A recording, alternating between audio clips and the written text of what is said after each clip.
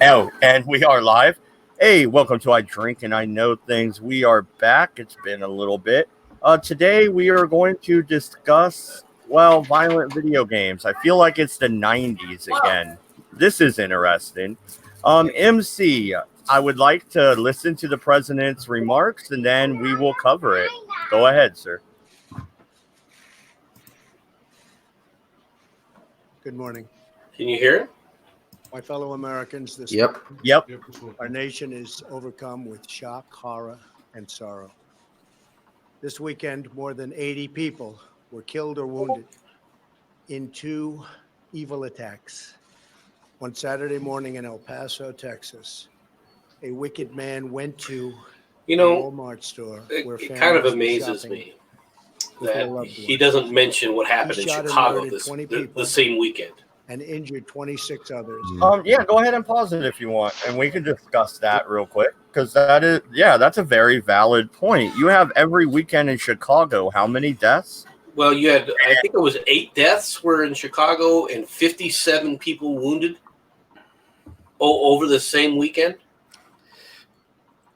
And there were several people, all right, who made videos about Neil deGrasse Tyson's basically pulling out, look, these are the statistics for the different violences, and you guys who are bitching and crying about all this stuff, well, what about these statistics? Are you as upset about this, right? Yeah. And people were trying to take the piss out of him because, well, how dare you? Yeah, heaven forbid you use logic and fucking reason. Right. I mean, now he's got a point. The person who's upset, the people who are upset about that have a slight point, but the reality is the vast majority of the people complaining about this don't give a rat's ass about the people that have been harmed. They really don't. That's the true tragedy of this, in my opinion. Yeah, because most people who screeching about gun control, they just care about looking virtuous. They don't give a shit about else. Right. Okay. I'll go ahead and hit this again. In the early hours of Sunday morning, Dayton, Ohio, another twisted monster opened fire on a crowded downtown street. He murdered 9 people, including his own sister, and injured 27 others. The First Lady and I join all Americans in praying and grieving for the victims, their families, and the survivors. When he was doing this, I mean, they were already trying to bash Trump about his where was he? How come he's not up? How come he's not being seen? I kind of wonder why they were even, they had already had an agenda with all this. And did you notice how none of them they're trying to avoid talking about Gilroy now? Well, no, and if you want to look at the shootings and the politically motivated shootings of the recent years, they've been from the left, have they not? Yeah, well, I think that you could make it. I think there's a strong case to make a case that all 3 of these shootings, all right, the Gilroy shooting in California, in Gilroy, California at the Garlic Festival, the El Paso shooting, and even the obviously the Dayton shooting, that all of them were really leftist inspired attacks. Now I'll worry about that part later, but that's not why you wanted to talk about the president's speech. So. We will stand by their side forever. We will never forget. These barbaric slaughters are an assault. Real quick, can you pause that? We got a super chat in from Penoid. Who cares about video games? Grow up, stupid folks. My point when it comes to this conversation is it'll be my contention that video games do not breed violence, and I've seen many instances of that being proven. I will refer everybody to Penn and Teller's bullshit, where they did an experiment. They took a 9-year-old kid who played video games 4 hours a day, first-person shooters, after school every day.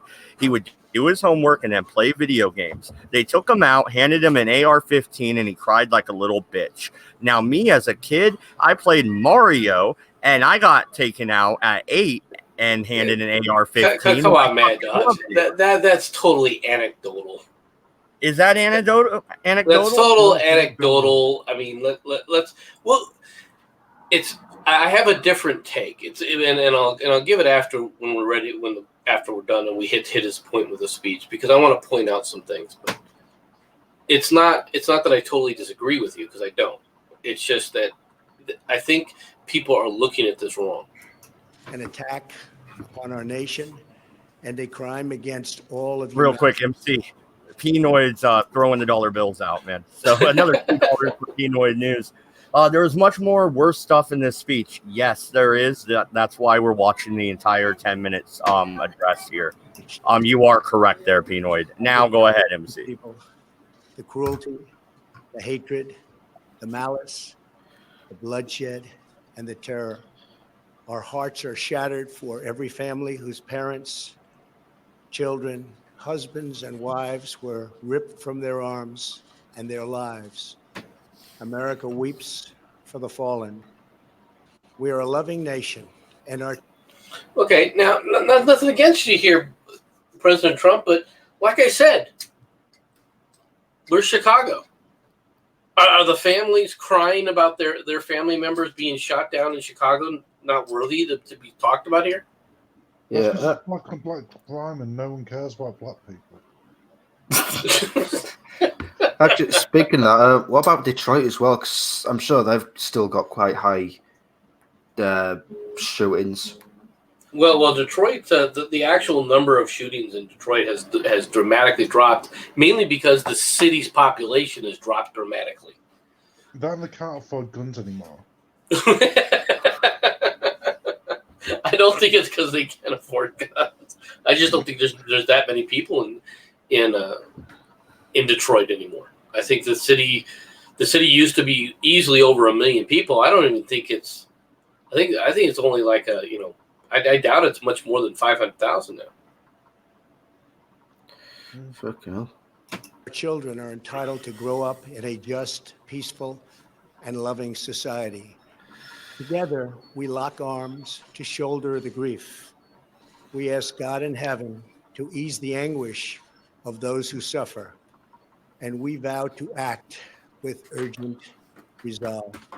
Act I how? want to thank the many. Act how?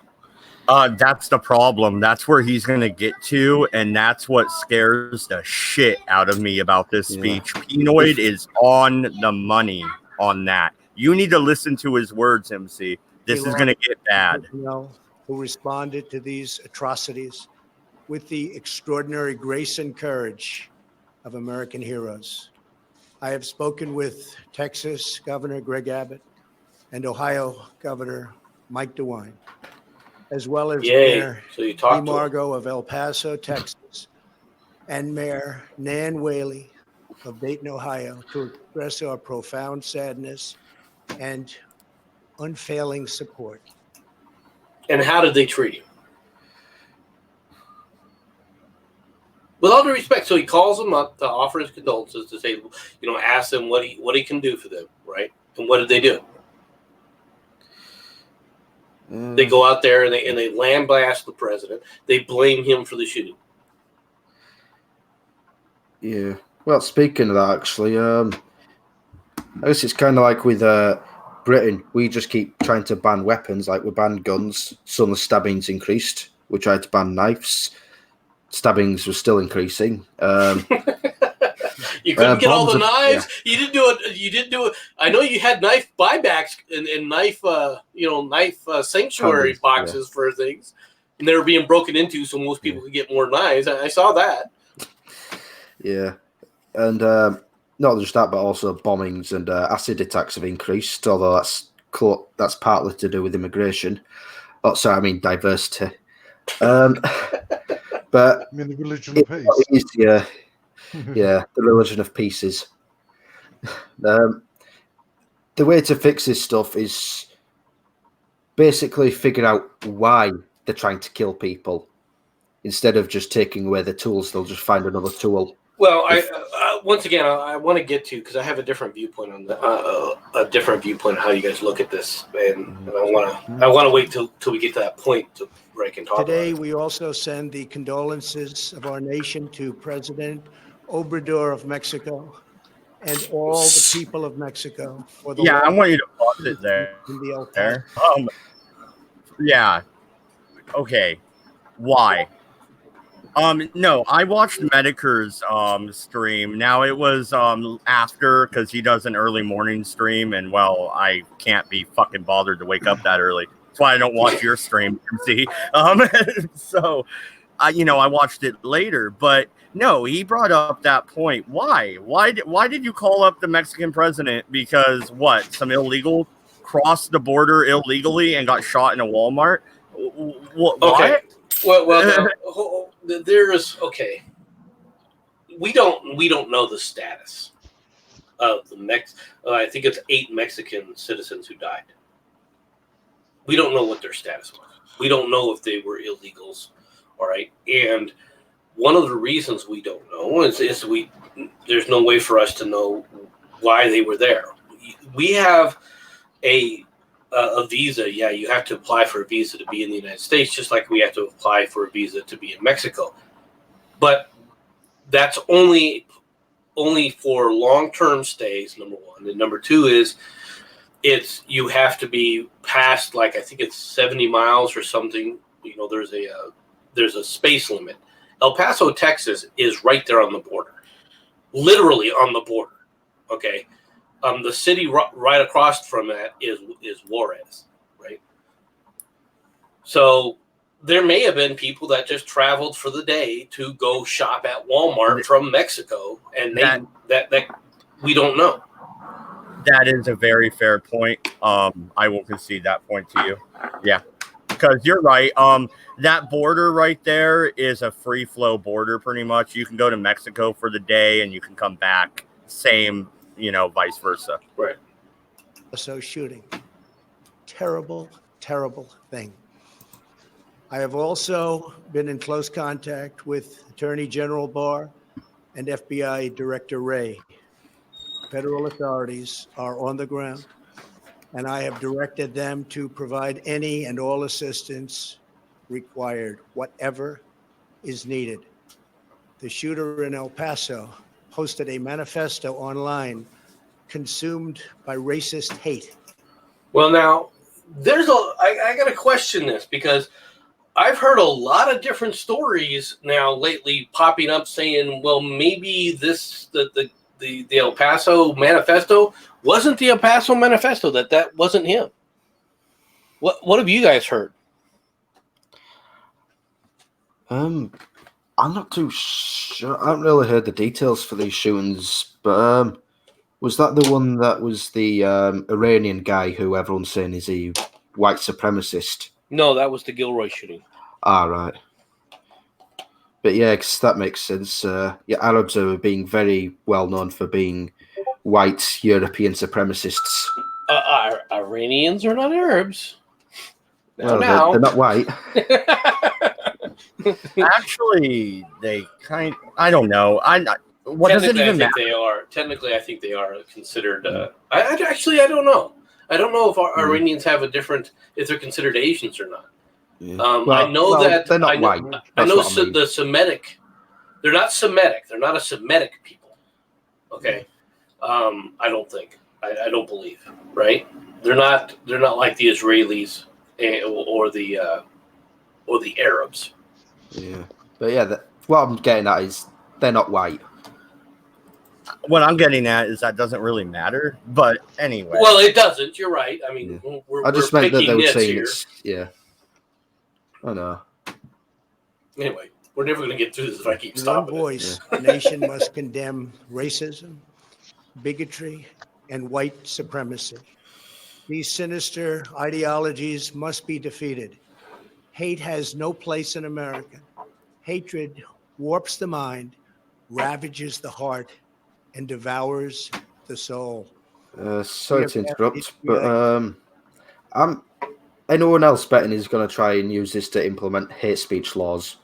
No, that you're gonna. Yeah, MC, go ahead because Identify no further resources they need to investigate and disrupt hate crimes and domestic terrorism, whatever they need. We must recognize that the internet has provided a dangerous avenue to radicalize disturbed minds and perform demented acts. Okay, that's not necessarily an inaccurate statement, all right, but that doesn't fix anything.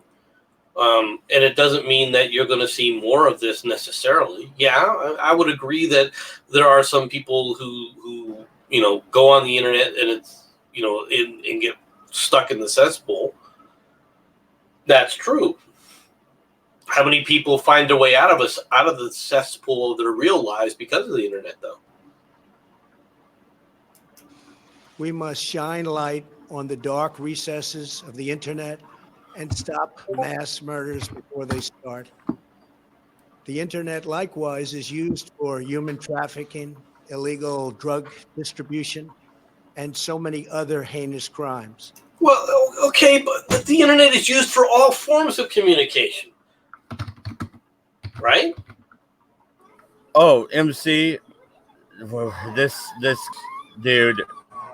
When I said I'm probably not going to vote for President Trump again this time around, I meant it before. Now I really mean it. Just listen to him. Okay, let's go on. The perils of the internet and social media cannot be ignored, and they will not be ignored.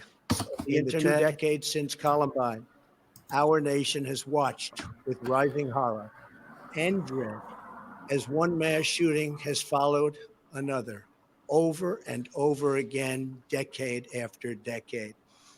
What do you mean decade after decade, mass shooting after mass shooting? It's the same thing. Nothing's changed. Well, the mass shooting things, from what I've seen, it didn't really pick up much until the early 80s. Obviously, there were the odd few shootings every now and then, but they only started becoming more and more common since the 80s. The only thing that's different lately, quite frankly, is the use of long rifles in these mass shootings. That's the only thing that has actually increased more. Up to that point, mass shootings were basically still being done by pistols. I see. Cannot allow ourselves to feel powerless. We can and will stop this evil contagion. In that task, we must honor the sacred memory of those we have lost by acting as one people. We'll never do that. We can't act as one people because there's no trust. Well, we're not one people. We never have been. And I would add to that, Benjamin Franklin here, give me the fucking tumultuous sea of freedom and liberty over your fucking chains. I know I'm mixing two different people here, but god damn it, I felt like shit the last 2 days. Give me a break. But son of a bitch. We are divided. We must seek real bipartisan solutions. We have to do that in a bipartisan. You're never going to get a bipartisan solution because the bipartisan solution isn't what you think it is. It's not. Okay. Let's let this go on. That will truly make America safer and better for all. First, we must do a better job of identifying and acting on early warning signs. I am directing the Department of Justice to work in partnership with local, state, and federal agencies, as well as social media companies to develop tools that can detect mass shootings. Yeah, pause. Right fucking there. Full stop. Wait a minute. What social media companies, Mr. President, considering they all are censoring your supporters on a daily basis, how exactly are they going to work with you again, sir? Well, they're not. And that's one of the reasons why he's developing an executive order to rein them in, to open them up. But the question still comes in there. Okay, so you want an early warning system for this possibility, right? People that are acting abnormal, acting threateningly, right? What's going to be the standard? This becomes the issue because it's like what's the standard that you're going to utilize to adjust with this? As an example, the monster in the Parkland High School in Florida had many red flags against him, and yet nobody took decisive action. Nobody did anything. Why not? Second, we must stop the glorification of violence in our society. This includes the gruesome and grisly video games that are now commonplace. Easy today for. Okay, well, how is that going to fix anything? Yeah, no, what? You're going to take Grand Theft Auto 5 off the shelf. That's going to help at, how? When? Mortal Kombat was such a big issue back in the day, supposedly. No, it wasn't. You didn't see people running out decapitating motherfuckers with swords on a daily basis, did you? Well, okay, it's not that I don't understand at least part of what he's trying to do, but the reality is what how is taking these things out of society going to make a difference? I think I know why, and don't take this the wrong way, MC, but boomers don't understand technology. No offense, MC. I'm not a boomer. For troubled youth to surround themselves with a culture that celebrates violence. We must stop or substantially reduce this, and it has to begin immediately. Cultural change is hard. Okay, now that part, he's exactly right. It is a cultural shift. That's what's causing this, right? And okay, so if you're going to look at it and you want a solution, then you got to look at what's going on in our culture and how our culture has changed, okay, in order to decide where we're going to go. And it's not due to this technology or that technology. It's not due to the fact that there's video games that's breeding this. What is it that's changed in our culture? Let's be perfectly honest. Right? We have a lot of changes that have added up to the negativity as it keeps going forward. So you have to change society. Well, okay, fine. You say that we need a cultural change. What is that? What's that going to be? But each of us can choose to build a culture that celebrates the inherent worth and dignity of every human life. That's what we have to do. Third, we must reform our mental health laws to better identify mentally disturbed individuals who may commit acts of violence and make sure those people not only get treatment. Yeah, pause it real quick, MC. You just You backed it up, darn it. But I just wanted to say hi to Maddie. There we go. Hey, You're at Hey, Maddie. Hey. All right. You can tell me to pause now, too. Confined. Mental illness and hatred pulls the trigger, not the gun. Nope. Fourth, we must make sure that those judged to pose a grave risk to public safety do not have access to firearms, and that if they do, those firearms can be taken through rapid due process. Okay. Okay. Whoa. I spent an hour and a half on the El Paso shooter on Monday. I burnt my brain out doing all the research on that guy. And of all the shooters and all the shootings, the things that I have gleaned from it, and these are just my opinions, mind you, is society today in a lot of households are letting their children be raised by the internet, by video games, and I'm not blaming video games, by electronics in general. They are not involved in their children's lives. Remember when we were growing up and we were told there were little birdies when we were growing up, watching our every move, reporting to our parents when we were screwing up. Remember when we'd act slightly out of character And our parents would sit us down and ask us if everything was okay, if anything was wrong, if we needed to talk to them about anything. I don't think these children have that now. I think because of the 2-income household and the fact that electronics and the internet are prevalent and all this other stuff, parents aren't as involved in their children's lives as they should be. Because a lot of these things, and I'm not talking about, your teenager turning teenager and all of a sudden becoming an edgelord. I'm talking about adverse changes in their attitude, like being withdrawn, like not contacting or talking to anybody, grades dropping, them skipping school when they didn't used to skip school. Those kinds of signs. No, Pinoid, I don't think Maddie is saying that female-led households are bad and we need to take away their rights. But I do want to say thank you for the $5 super chat, Pinoid. I always appreciate it, man. Thank you very much. Maddie, I would add though, that the parents nowadays, as a parent, I'm not allowed to be as involved as I want to be, even by the state of Oregon. I had DHS workers telling me that my 14-year-old can just leave and I can't do shit because there's no runaway law in the state of Oregon. Is that okay? No, it's not. And I remember when I was a kid, or when my kid was growing up, and he wanted, remember MySpace was the thing back then when he was growing up, and he wanted a MySpace page. And I said, all right, you can have a MySpace page, but you have to agree with me on one thing and one thing only. He said, what? I said that I can check that page anytime I want, point to anybody on your friends list, and you tell me how you know them. And if you don't know that person has to be off your friends list.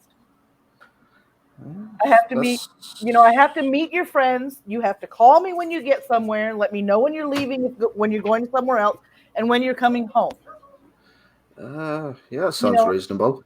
Things of that nature. Because nowadays, parents don't have enough involvement in their children's lives, and they don't know how to approach their kids nowadays. They think they have to know the latest vernacular. They have to know the latest slang. No. Parents are always going to be parents. You're not on this earth as a parent to be a best friend to your children. You're here to be a mentor, to put their moral compass in the right direction, to be involved in your children's lives, to teach them right from wrong, and to sense when something is wrong with your child and act like the grandmother that acted with the grandson and prevented another shooting because she knew something was wrong with her grandkid. I think that's part of what he was actually trying to say, although he didn't actually say it. One of the issues is that people want to know why all this is going on and why they seem to be more and severe and so forth. It's not because of this action or that action, and you were correct. It is a lot to do with how society has changed. Mm-hmm. Oh, but okay, fine. I would agree with that. How do we fix it?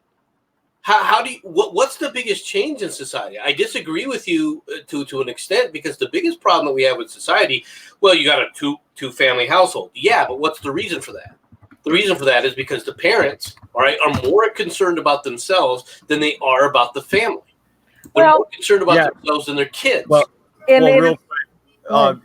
Sorry, I gotta address the super chats or else I'm gonna lose them here. So Pinoid again, another $2. So female-ran schools and family services are bad. I would say that it doesn't matter who is leading the actual service because they don't have their hands into everything anyway.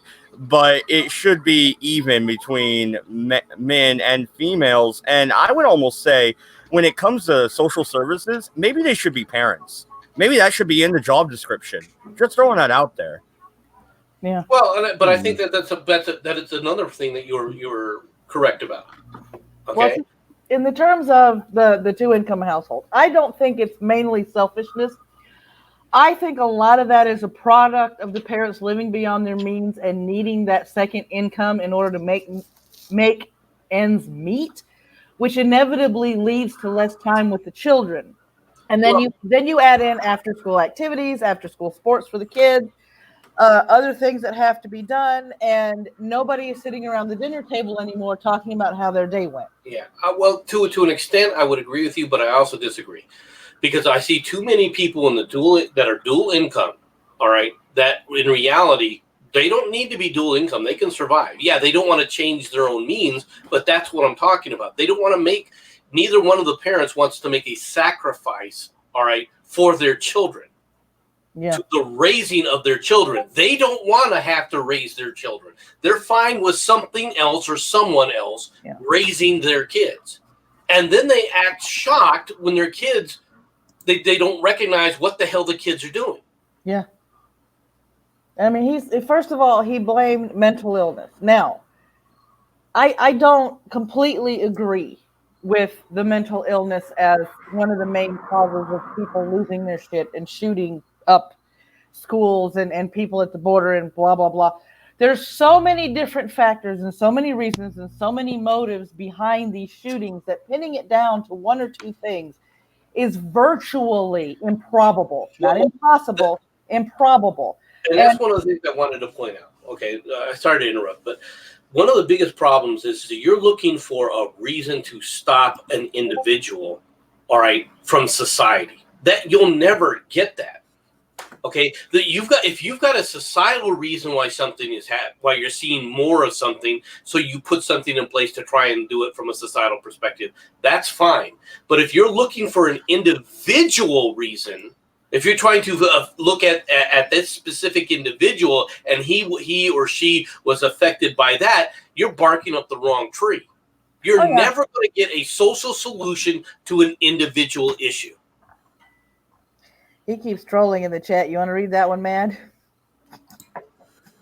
Hey, as long as he's throwing $5 for each troll, I don't care. Penoid, $5. I think it's because women and immigrants drove down the price of labor. Single parent households driving up the cost of housing. Repeal the 19th. I don't think that it's that women in the workforce is driving down the price of labor, quite frankly. And why am I saying that? Let's be perfectly blunt. All right, where are women working? Are you seeing a massive increase of women in the workplace when it comes to construction, or in even STEM or something like that? I'm not saying that women can't do these jobs. I'm saying you're not seeing a massive increase in this. Yeah, and see the one thing that they're not even, and they're not going to, and that's a prediction and an opinion of mine, blame as one of the factors is how many times in the mainstream media have we seen them quote mine Trump, misquote Trump, and completely misrepresent anything he has said? How many times has one of these things happened or an incident totally unrelated happened and they use all the buzzwords in the book? How many times have they reported things pointing to the right and not taking responsibility for themselves? You realize how not very many outlets are pointing to the fact that the El Paso and the Ohio shooters were both liberal? Yes. They're leftists. Both, and the Gilroy shooter was a jihadist. Mm-hmm. Well, so, no. Go ahead. Yeah, I was thinking there's only a couple minutes left because I want to talk about these red flag laws in depth. So let's wrap up these last 2.5 minutes or so and get it done. Called for red flag laws, also known as extreme risk protection orders. Today, I'm also directing the Department of Justice to propose legislation ensuring that those who commit hate crimes, mass murders, face the death penalty, and that this capital punishment be delivered quickly, decisively, and without years of needless delay. These are just a few of the areas of cooperation that we can pursue. I am open and ready to listen and discuss all ideas that will actually work and make a very big difference. Republicans and Democrats have proven that we can join together in a bipartisan fashion to address this plague. What do you mean they've proven that they can go to a bipartisan fashion? There's no proof of that. I want to be blunt with you. They're Trump old boy. It doesn't exist. Last year, we enacted the Stop School Violence and Fix NICS Acts into law, providing grants to improve school safety and strengthening critical background checks for firearm purchases. At my direction, the Department of Justice banned bump stocks. Last year, Fuck we you. prosecuted a record number of Can't be having fun. No fun. No fun stocks. No. Yeah, this is bullshit. Yeah. Suck my dick. Fuck you. No. That's you come back with a more response that's not childlike there, man. I mean, that sounds like a play school, man. Well, no, seriously though.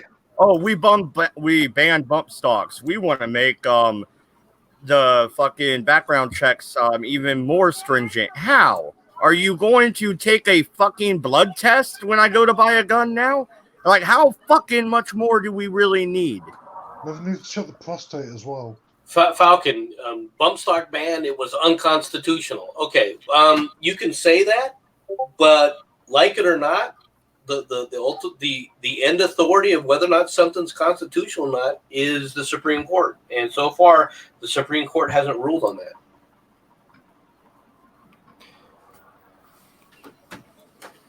Yeah, go ahead. Well, But there is so much more that we have to do. Hi, Now Sherardi. is the time to set destructive partisanship aside, so destructive, and find the courage to answer hatred with unity, devotion, and love. Our future is in our control. America will rise to the challenge. We will always have, and we always will win. The choice is ours, and ours alone. It is not up to mentally ill monsters. It is up to us. If we are able to pass great legislation after all of these Great years, legislation isn't going to we fix will this. ensure that those who were attacked There's no such thing as will great not have legislation. died. I mean, what May what God- is it? Honestly, tell me what was a great law. Can somebody point to me that a law that they think is awesome? You know, if you got thing is, if it wasn't Donald Trump's voice, it was just those exact words read off a script, you'd assume that was from a Democrat. Possibly, yeah. it is a Democrat. It's a New York Democrat sitting there on Yeah. your screen. Take a good look. That's what they Oh look yeah, I know. like. He used to be a Democrat, and he quote unquote, well, he supposedly, with big fucking quotations, supposedly changed sides. He never changed sides. I know. That's why I said supposedly.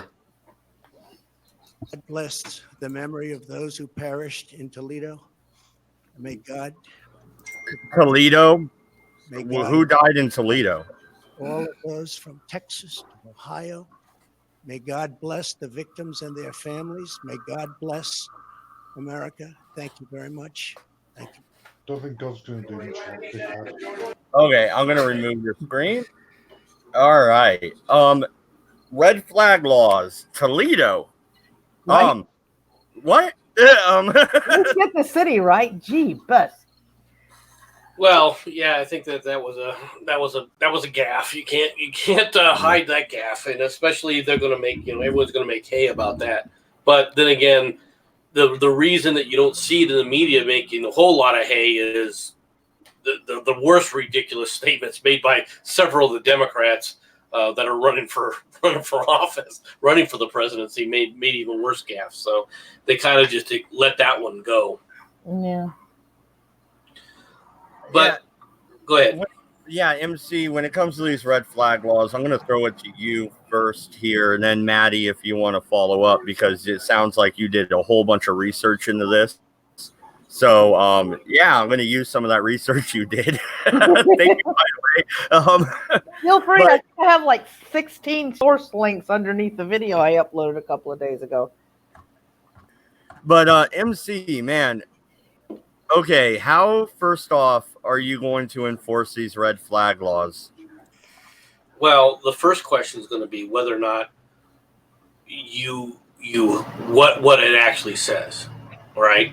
Because if you're going to remove someone's rights, okay, you need exactly what Trump did say. Trump is correct. You have to have due process, which means it has to go to a court to some degree. If you're going to have due process, then it has to be adjudicated. You've got to go to a judge. Now, I have a problem with this for a number of reasons. One, judges don't know whether or not you're a danger to society or not, all right, or a danger to yourself or the people around you. How's he going to know? He's going to have to rely on some supposed medical expert. With all due respect, the medical experts haven't been doing a pretty good, a real good job when it comes to identifying those that are dangerous and those that aren't, at least so far. And then that runs afoul from the medical profession of saying, okay, what's the responsibility? Now, hear me out. One of the problems that I have, they have done this to the medical field before with Child Protective Services. They have listed, laws. There are laws in place that they can go after. The police can charge a medical medical worker for not noticing, quote unquote, signs of child abuse. And then, quote unquote, we're going to hold them accountable because they didn't report, obvious signs of child abuse. And what has happened as a result of that law is anything and everything becomes evidence of child abuse. Even the child playing by themselves who falls down, from the monkey bars and breaks their arm, all of a sudden now it's child neglect and child abuse. Yep. Okay.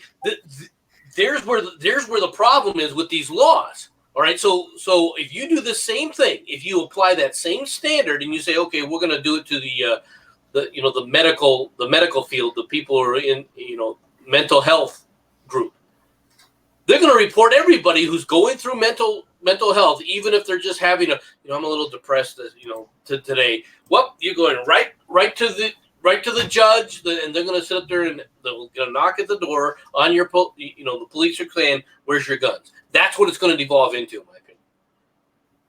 Yeah. Yeah, no, and another $2 from Penoid. A good law: you can't raise chickens in bottles.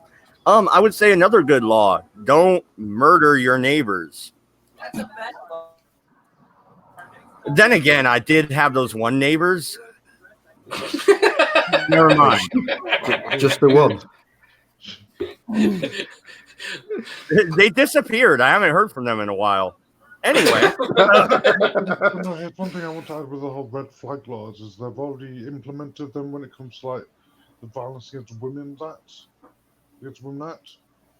Because they implemented red flag laws to take firearms away from suspected domestic abusers. And the problem is, a lot of the time is you'll get women making false accusations to take guns away from men. That is another issue. That's another good point, actually, Hyper. Is okay, so an ex-wife or an ex-girlfriend doesn't like their paramour, right? So they sit up there, they're mad at them. So what do? They decide to punish them by going to the police, claiming all sorts of abuse. Mm-hmm. Yeah. Okay. And then next thing you know, we're going to have to take away your guns because obviously you're a threat. According to who? According to her, this vindictive freaking bitter human being. Yeah. Yeah. Well, no, and here's the thing. It works the other way as well. It could take firearms away from women. Because it just takes one bloke to make a false accusation. And then she's got no gun either to protect herself. And shit like this, it opens up the doorway for a woman to make a false accusation against a man, has his guns taken away, then she decides to come around with a gun and shoot him. He's got no fucking means to defend himself. Well, I mean, that's a possibility. Yeah. Are you able to move up his volume at all, Mad Dodge? Do you have any kind of I don't settings or anything? I don't see that a way to do that. Yeah, can you turn your volume up a little bit, Hyper? Tema can't hear you, and I can, but just barely. Yeah, you are quiet. I'm on my tablet. 1 second. But yeah, no, these red flag laws, they sound an awful lot like hate speech laws to me, and that never ends. I'll ask Germany. Well, if they could be done, if they're done right, people could say, okay, yeah, but it has to go through a real serious rigorous process. And quite frankly, the court systems are so overloaded with so much nonsense, you'll never get this done quickly and efficiently. That's the real problem with the red flag law. Are there people that are mentally deranged that you should be able to go to court and say, look, this guy has some real serious mental psychosis is going on. We need to make sure that this person is safe. The answer, of course, to that is yes. All right. And it should be easy enough for him to go to a judge sit up there and listens to the situation and says, okay, yeah, we need to move on this. The problem is now, in order to do this, in order to get this kind of justification, all right, with the court systems as full as they are, how are you going to do that? Well, the problem, MC, not only is overloaded courts, it's the fact that society nowadays it takes a village or know your neighbor is non-existent. It's pretty much, extinct at this point. So if your neighbor is deranged and on the edge of a psychotic break, you're not going to know it until it happens. However, he mentioned the Parkland shooter. There were several moments. There was a couple of instances online where a detective literally was contacting authorities going, hey, I got somebody posting in my comments section that's talking about shooting a school. Maybe you need to, investigate this. There were students that went to school with a Parkland shooter that were trying to alert the school officials about something that was wrong with the kid, and they were ignored. So, you can, if you know your neighbor enough, do health checks, call the DHS or the police and go, look, can you go check on my neighbor? I think there's something severely wrong. Was that the one in Florida? Yes. The guy that I think the police went to his house about, what was it, 48 times in the past 6 years? Exactly. That's the right. one. And that right there that already should have had a flag. Plus the fact some of the things that I'm sorry for interrupting, Yorkie, but even more so is the fact that the guy they decided not to charge him he had threatened to kill people. Yeah. They had arrested him for threatening to kill people. Mm-hmm. The Gabby Gifford shooter was another leftist lunatic who lost his freaking mind, by the way. I mean, the only reason I bring that up is because the Tim brought him up. All right. Who he was literally psychotic. Mm-hmm. Yeah, there's not much turn I that can off. do I about apologize. there's not much I can do about my OGL levels. I'm on my phone and it's shit. Yeah, Okay. you're a little better. Actually, I think you're a little bit louder now. Yeah. That's The because I'm basically eating the fucking microphone. I can hear you fine, Hyper. I can hear Nom you. nom nom nom nom. Yeah, pretty much so. I can lick it. The underlying thing is the question that nobody has asked, really, that I have seen in my personal goings on and researches and stuff, is how many of these cases have been looked into and found out to be somebody who was either ignored by law enforcement officers or somebody who fell through the cracks? Yeah, I think quite a bit of a lot of these shooters could be attributed to incompetent police work, basically. Mm-hmm. Well, I'm going to go back to the same thing I was stating before, though. Why? Because the police are overburdened with not nuisance type things to begin with that keep reoccurring, and the real criminals just keep, the ones who need help are never fully identified. Granted, there are times when it's just sheer incompetence. That's going to happen. No red flag law is going to fix that, though. Yeah, the only way you could fix that is if you, for the lack of a better term, get the police to get their ass in gear. But obviously they can't. Looking at things realistically, they're not going to be able to find every single thing. There are going to be things that will still fall through the cracks. Yeah. I mean, it's MC says, and I agree with him, that, the law enforcement part of it, they're understaffed. They're taxed to the max. And then some people would probably come up with the solution of, why not get the welfare system involved? They're worse off. They're underfunded. They're understaffed. They're overworked. They're overtasked. So if we have kids in the foster system that are falling through the cracks because of the welfare system, because of the child welfare system in this country, then what's going to happen to people that, you know, that are a danger to themselves and others in that same system? They're going to fall through the cracks as well. We have a lot of problems in our government as far as welfare checks, welfare systems, and law enforcement that, you know, that need to be addressed, and they need to be fixed in some way. Do I have the answer as to how? No. Well, I hate to say this, but the answer is really we have to refocus people's mentalities into personal responsibility. Yeah. That's the cultural change that has to happen. If you want these things to reduce, if you want to lower these things, then you've got to bring back personal accountability and personal responsibility, and it has to be stressed by society rather than the other way around. Ooh, you're making too much sense. Yeah. Well, no, and that's pretty much, I was going to say it, well, not quite as well as MC. My perspective is, why is the government doing all these things again? And if you do need the government to do them, well, then surely it should be at the local level. And when I say local, I don't even mean county, people. I'm saying the local level. If you're paying a city tax, then you have your own welfare department in that city if you so choose to, and you fund it locally. Yeah. Well, I mean, my thing too, the other thing that needs to come back is not only personal responsibility, but true neighborhoods and true communities need to come back. I mean, I remember growing up and not being able to sneeze without my mom finding out by the time I walked in the front door. You know, those kind of communities. We need the close-knit communities to come back. We need the quote-unquote little birdies to come back. We need so much stuff that has fallen by the wayside and gone extinct that it's absolutely sad at this point. Everybody's like, well, what you do is your business. What your kid does is your kid's business. And, you know, I don't care if he goes down the street and does this, that, or the other. I'm not going to tell, you know, his parents because, I don't want to get involved. I don't want to get involved. Right. Right. And that goes back to, but it goes back to that same mentality. Right. Mm-hmm. This is a problem with all of this. Right.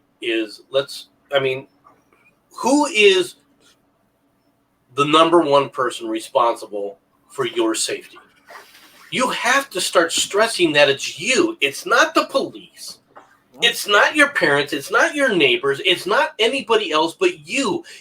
People have to start learning to take personal accountability for their safety, and then personal accountability for their family. All right. Mm-hmm.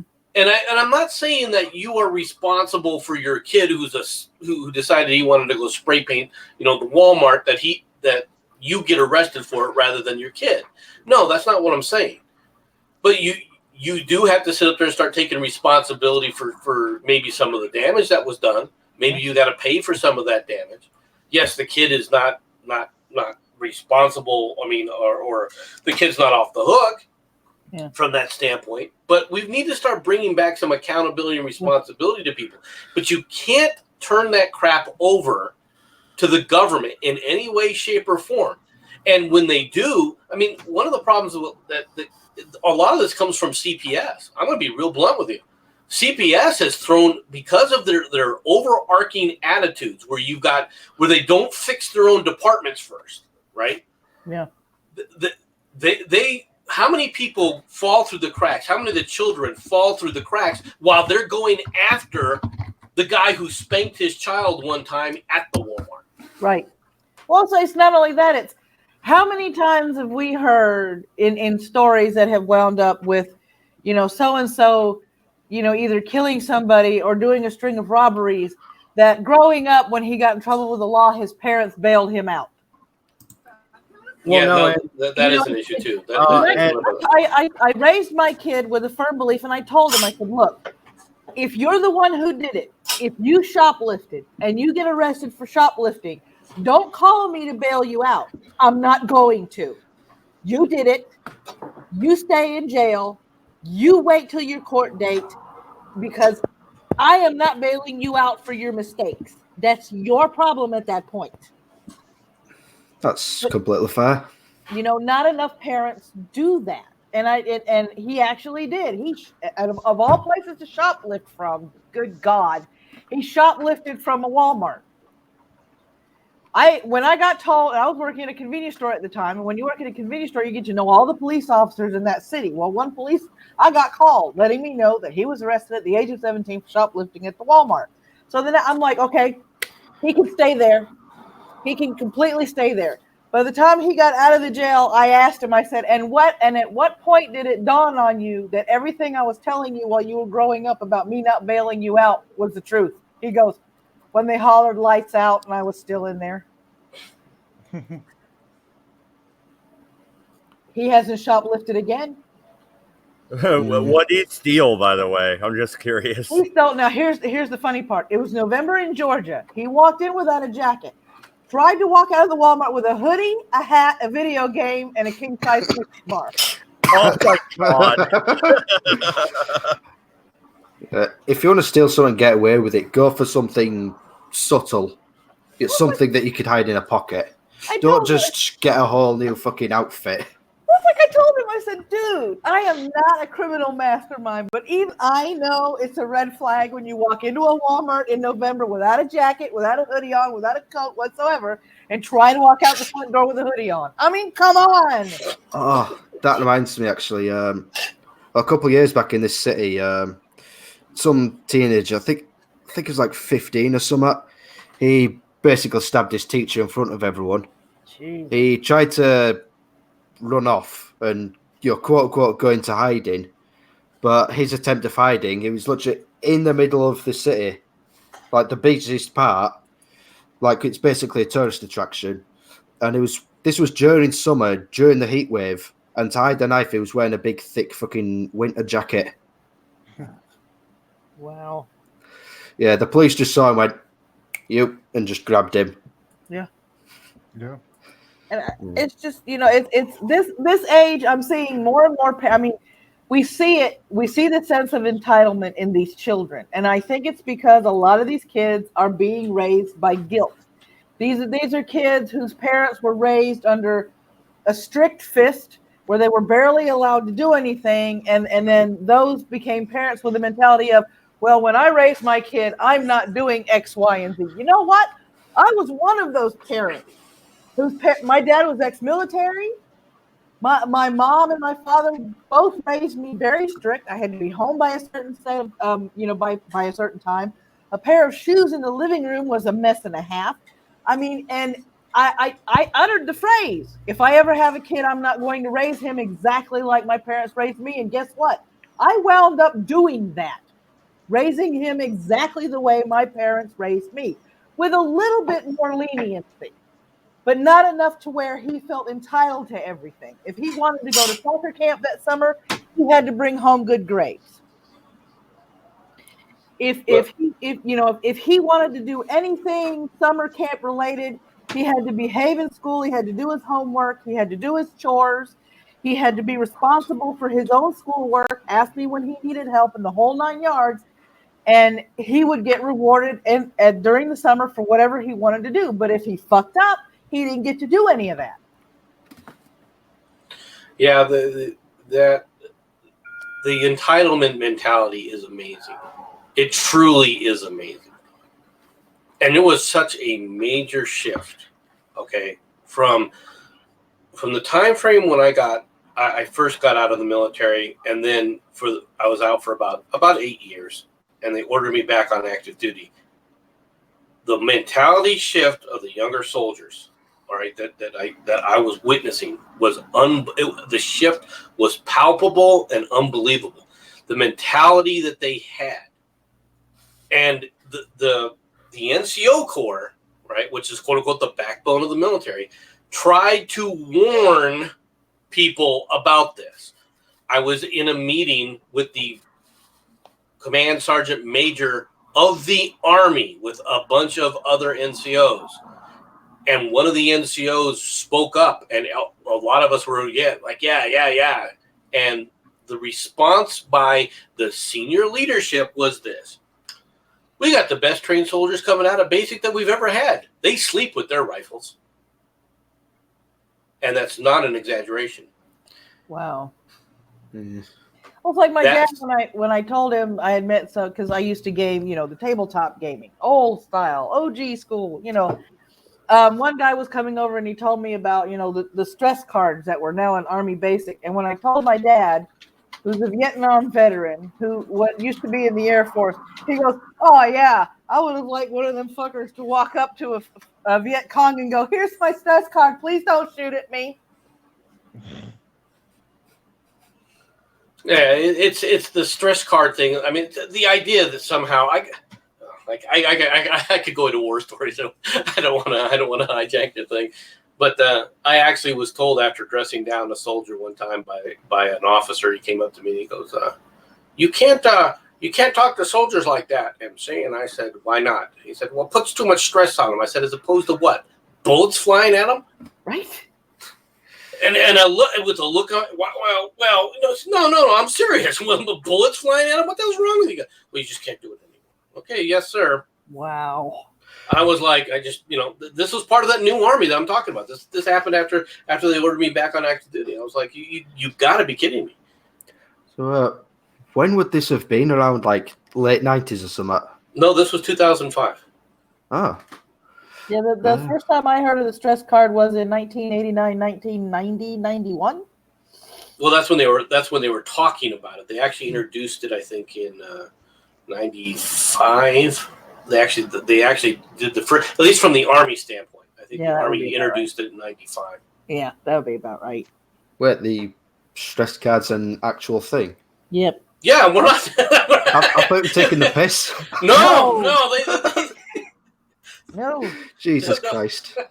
The way it was explained to me by this guy, and I think my kid was 3, so we're 95, 96, somewhere along those lines. He said when he was in basic, he saw the dumbest thing he had ever witnessed.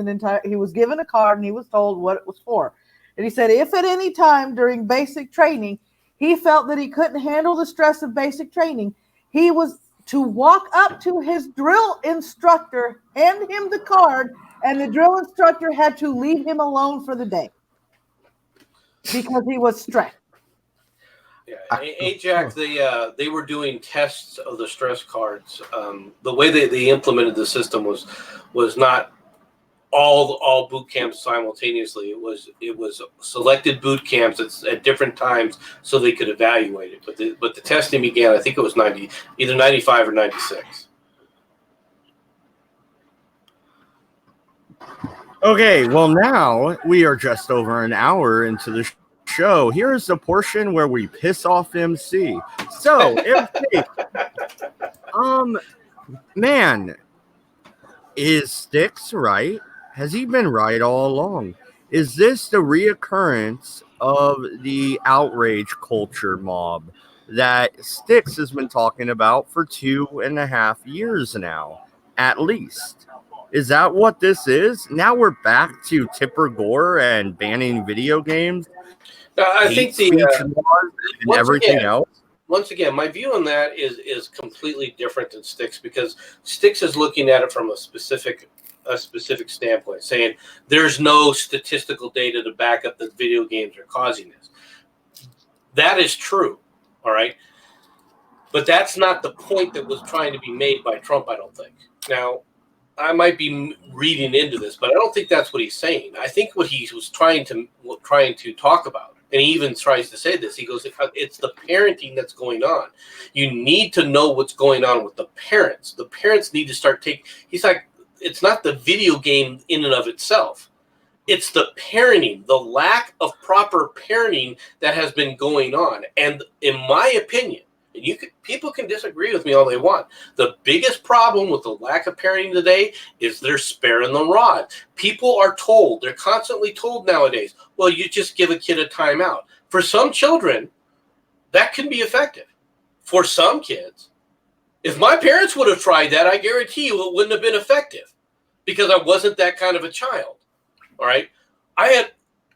You think you're going to tell me, well, go to a timeout. I'm going to walk out. I'm going to do what you want. What are you going to do? Put me in another timeout?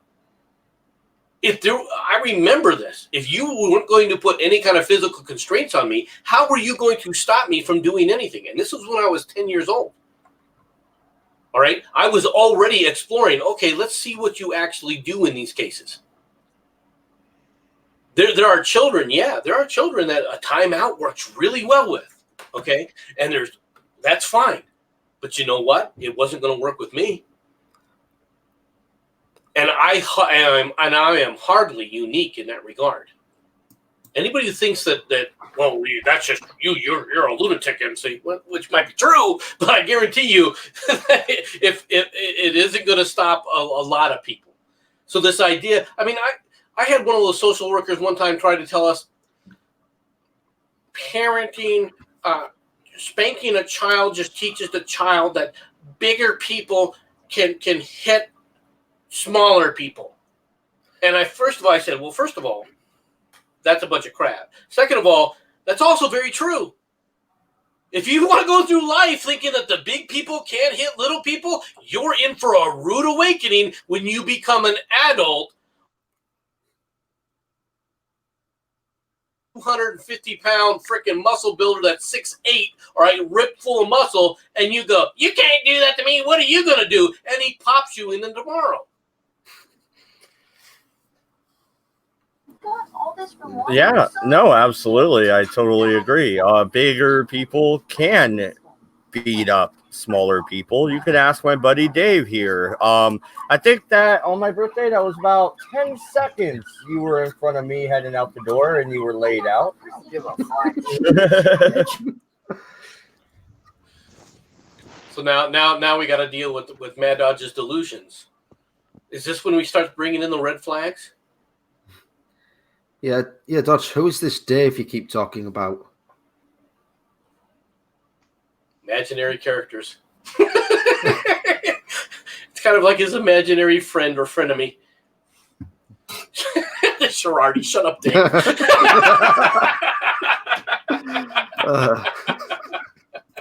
Wait, that was timed well. But I really think that Child Protective Services nowadays is like every other government agency. They don't give a rat's patootie about what their job is supposed to be necessarily to helping the civilian cause. They are another government agency that just wants to grow and expand, and that becomes their priority. And so another Child Protective Services thing, we used to in the military have to go to what we called, these mandatory meetings and these mandatory briefings, all right? And at different times they would do, it would be a different thing. So every year we would have somebody from Child Protective Services come in there to try and give us a story. Well, this one time, this person came in and the social worker said this statement. She goes, I'd rather inconvenience 20 people than to let one case of child abuse, all right, go free. And we all started laughing at her, and she goes, "What? Why are you all laughing?" Because we said it.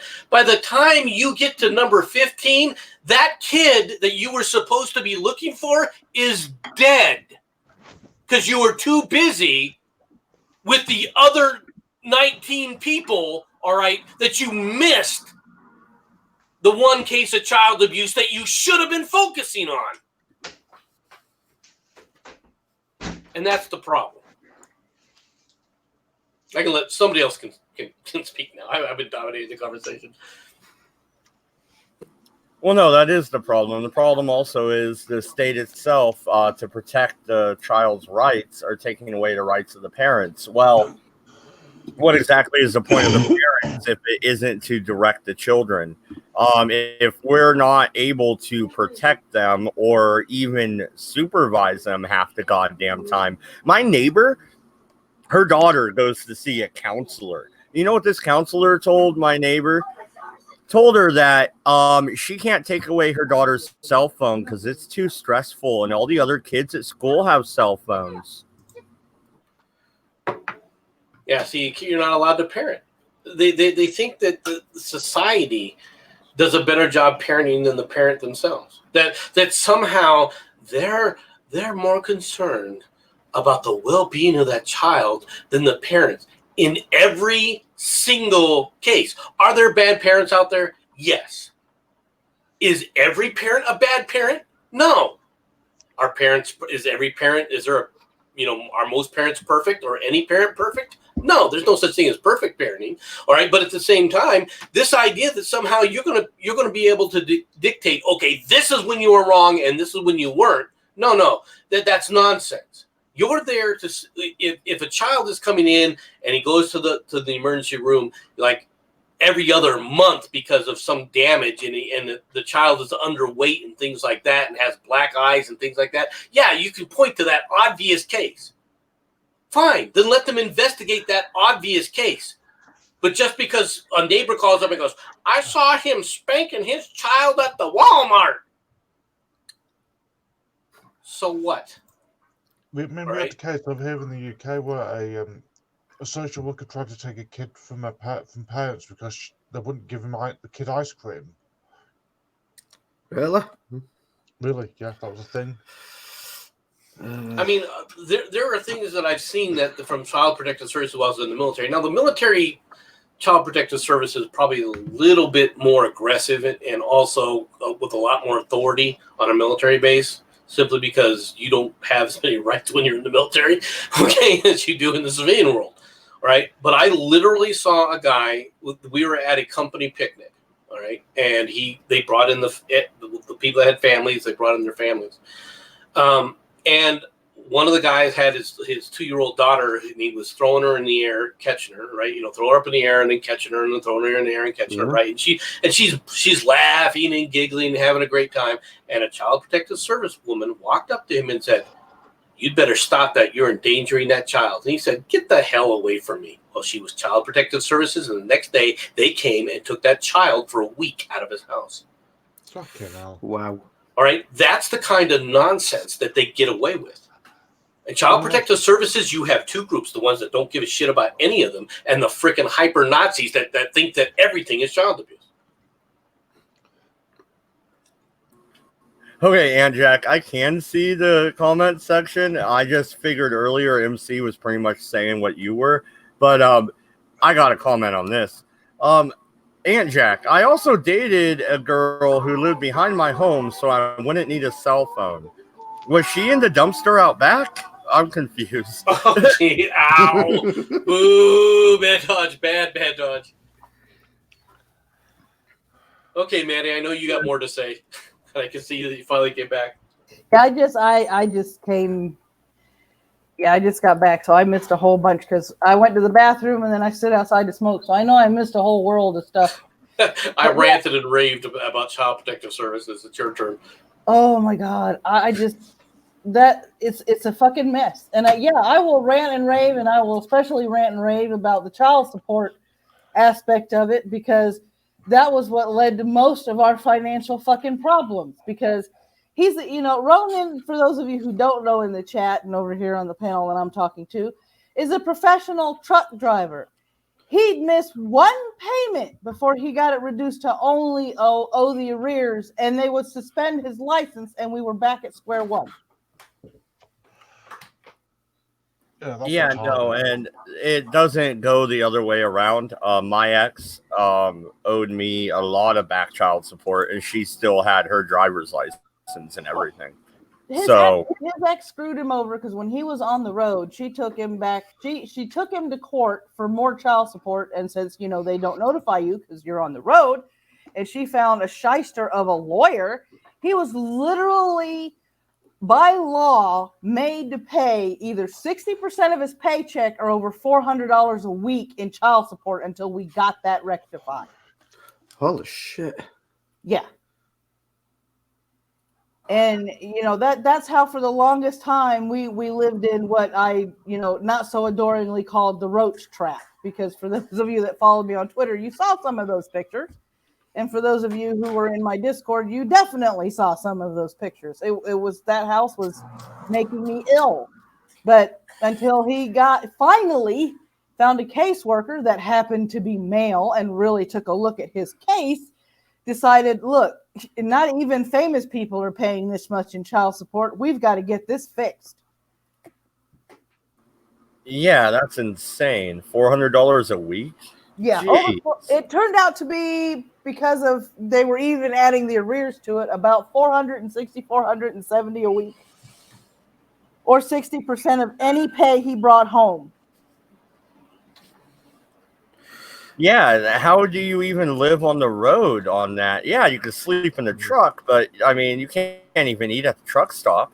No. Yeah, I think this is why Pnoid says repeal the 19th. I mean, it was just, that's why I have no love for CPS. And the fact that, it's nowadays all a child has to do is pick up the phone, call 911 and say they're being abused, and the child is automatically believed is absolutely goddamn ridiculous. Because there's a difference between spanking because the kid fucked up and actual abuse, and they're not willing to see what the difference is. Well, they've already determined the difference. They're already superior to you. There's no reason ever to spank a child. Don't you understand?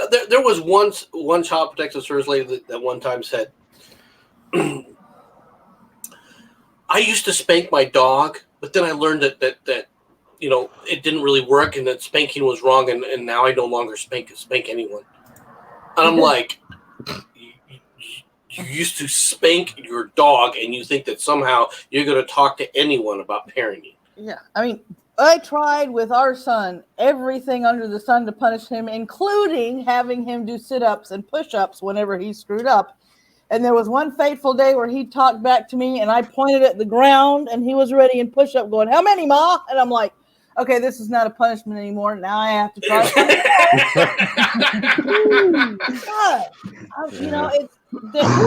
It's people who don't have children have no clue what it's like raising kids and trying to discipline them, because some kids are smart. Some kids is, oh, you want me to go to my room?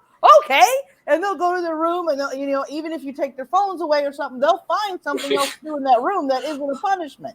Or they're like me. You want me to go to my room? Okay. Yeah. What are you going to do if I don't go? What are you going to do? Growing up with me, I always got grounded to my room, and I had everything taken out of my room that they considered entertainment. And then they realized that kind of worked for a little bit until they grounded me for 3 weeks and realized that I was reading books in my room. And I don't mean educational books. I mean, murder mysteries, suspense, Stephen King, stuff like that, because I couldn't watch TV or listen to the radio. So, kids are going to find a way around punishment, one way or the other. Well, if it's not backed up by, I try to explain this for some kids like me. If it's not backed up by the threat of force or some type of physical restraint, okay, you have no restraints on the child. Yeah, because the childs are all about the id. This is what people, I think, fail to understand. Children aren't stupid; they're inexperienced, but they're not stupid. And they do things. There are times that they're going to do things just to see what happens, because they're learning, they're exploring, and they're testing. They literally do test. Mm-hmm. Yeah. I mean, right. And it begins, the idea that somehow that this testing period begins, later on, well, maybe when they get a little older. No, they do it when they're 3. They're doing it when they're 2. They may not have even really have a good vocabulary, and they're already trying to test certain things. Yep. I'll give you another example. All right. My oldest son. All right. We were in Germany, and my wife went to the store, right, leaving me home with the son, and I was busy in our bedroom reading, and all of a sudden it got quiet. Yeah. Okay. Now that's always already a first clue. Right? Yeah. Right. Yeah. What the hell's going on? It got quiet. So let's go find out what my son was getting to do.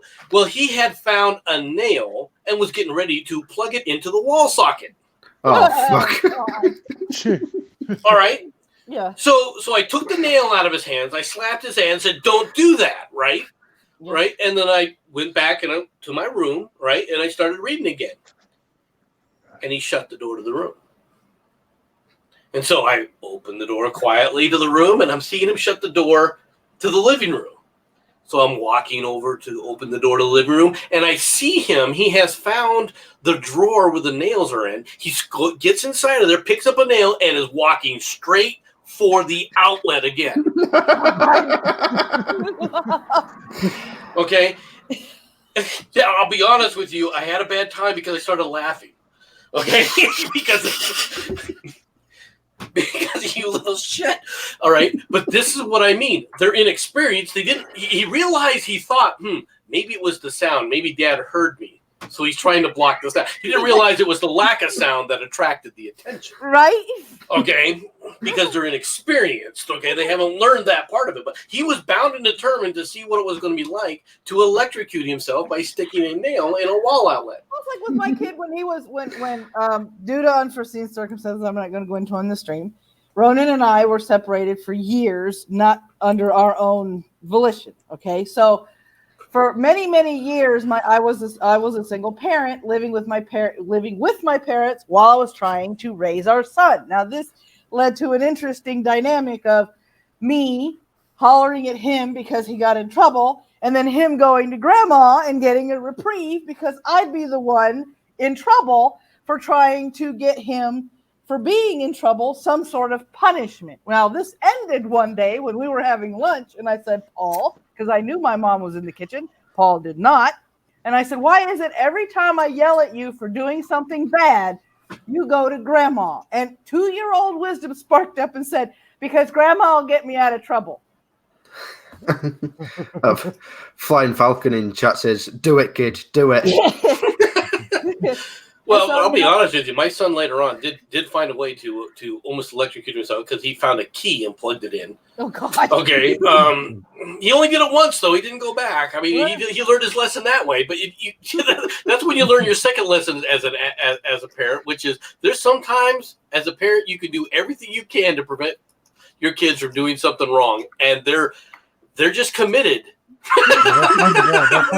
My mom explained to me that her little brother Raymond was the same way. There was, because grandma would iron, she goes, my mom would iron clothes, and she would, stand up the iron, go get some more water to put in the little reservoir so she could keep ironing the stuff.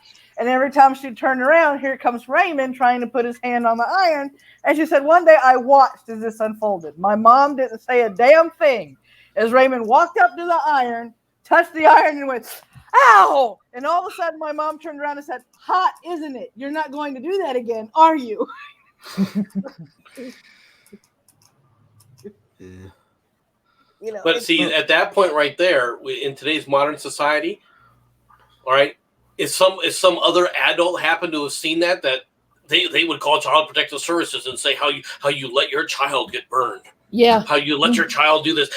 It's nonsense. Yeah. I mean, I used to go outside with my brother when I was 5 and he was 6, and we would play with the neighbor kids, right? Throwing the ball up in the air, and then whoever caught it ran around, and the rest of us would tackle him, and then that person had to throw the ball up in the air, and whoever caught it would run around. This is what we called smear the queer. Okay. And this was long before, queer was any kind of derogatory word. This is just the name that we were doing it, right? And we would come back in after playing these games, and our parents would let us. We were in the front yard. We weren't going anywhere. They weren't out there watching us every second of every day to make sure that there was no possibility that something bad would happen to us. Because, the neighbors are kind of keeping an eye out now and then, right? You can see the kids playing outside in the yard. You generally know where they are. Is it a perfect solution? No, but this is how kids learn. This is how you grow up. And I would come home, we would go in, or we'd have to go take our bath because we were out there, in the yard, and we're all freaking, dirty and everything. And we would have bruises, all right, all over us, all right, from playing Smear the Queer, right? And we had the time of our lives.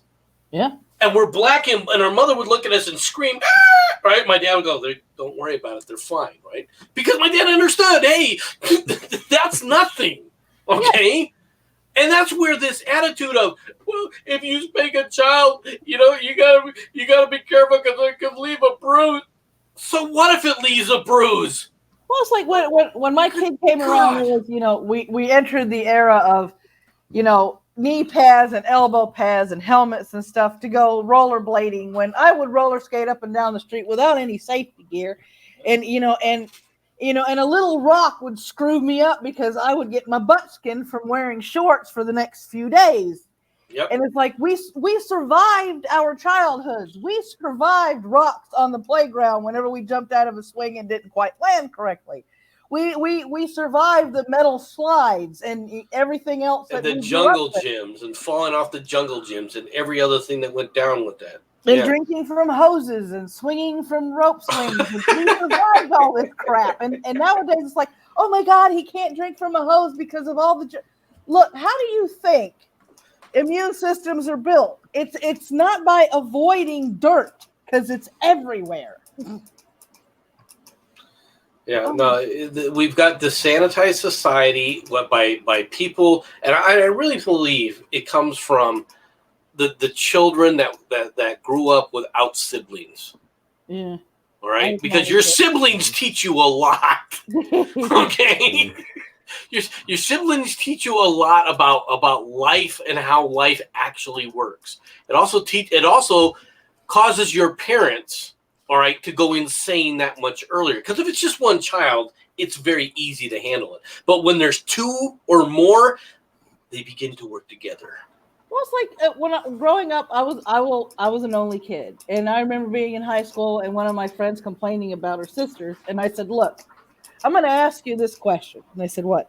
I said, "When something happens in your house, since you have like 4 other sisters, 2 older and 2 younger, how they get to the bottom of who did what?" She goes, "Well, they had to investigate." I said, "Exactly, because there were 5 of you."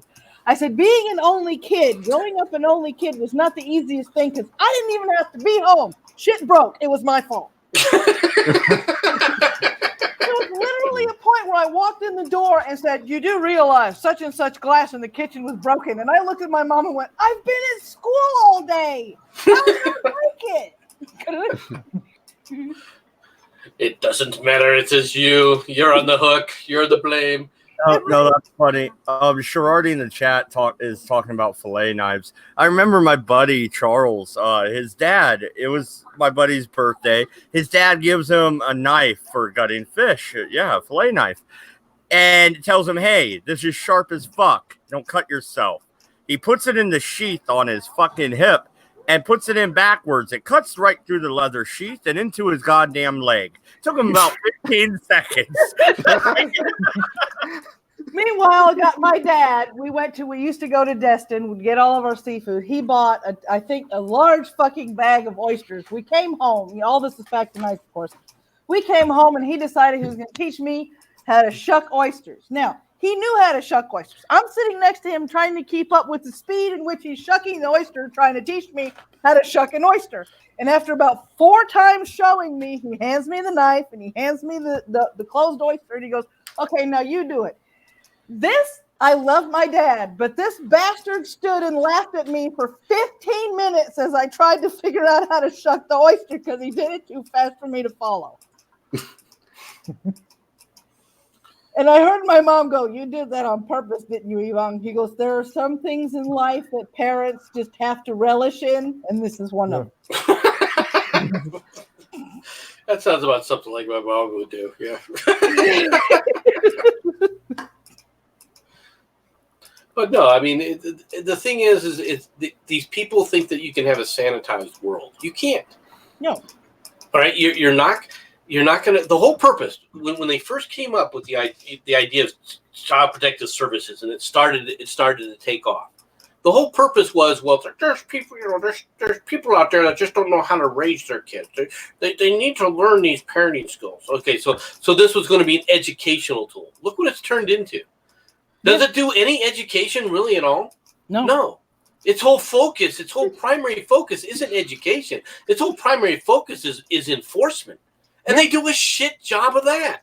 Mm-hmm. And then they come back and they have the audacity to complain that they're just so overworked and there's just so many cases. That's because you're accepting everything as child abuse. You're listening to the guy go, "I saw him sit up there and spank his child at the grocery store."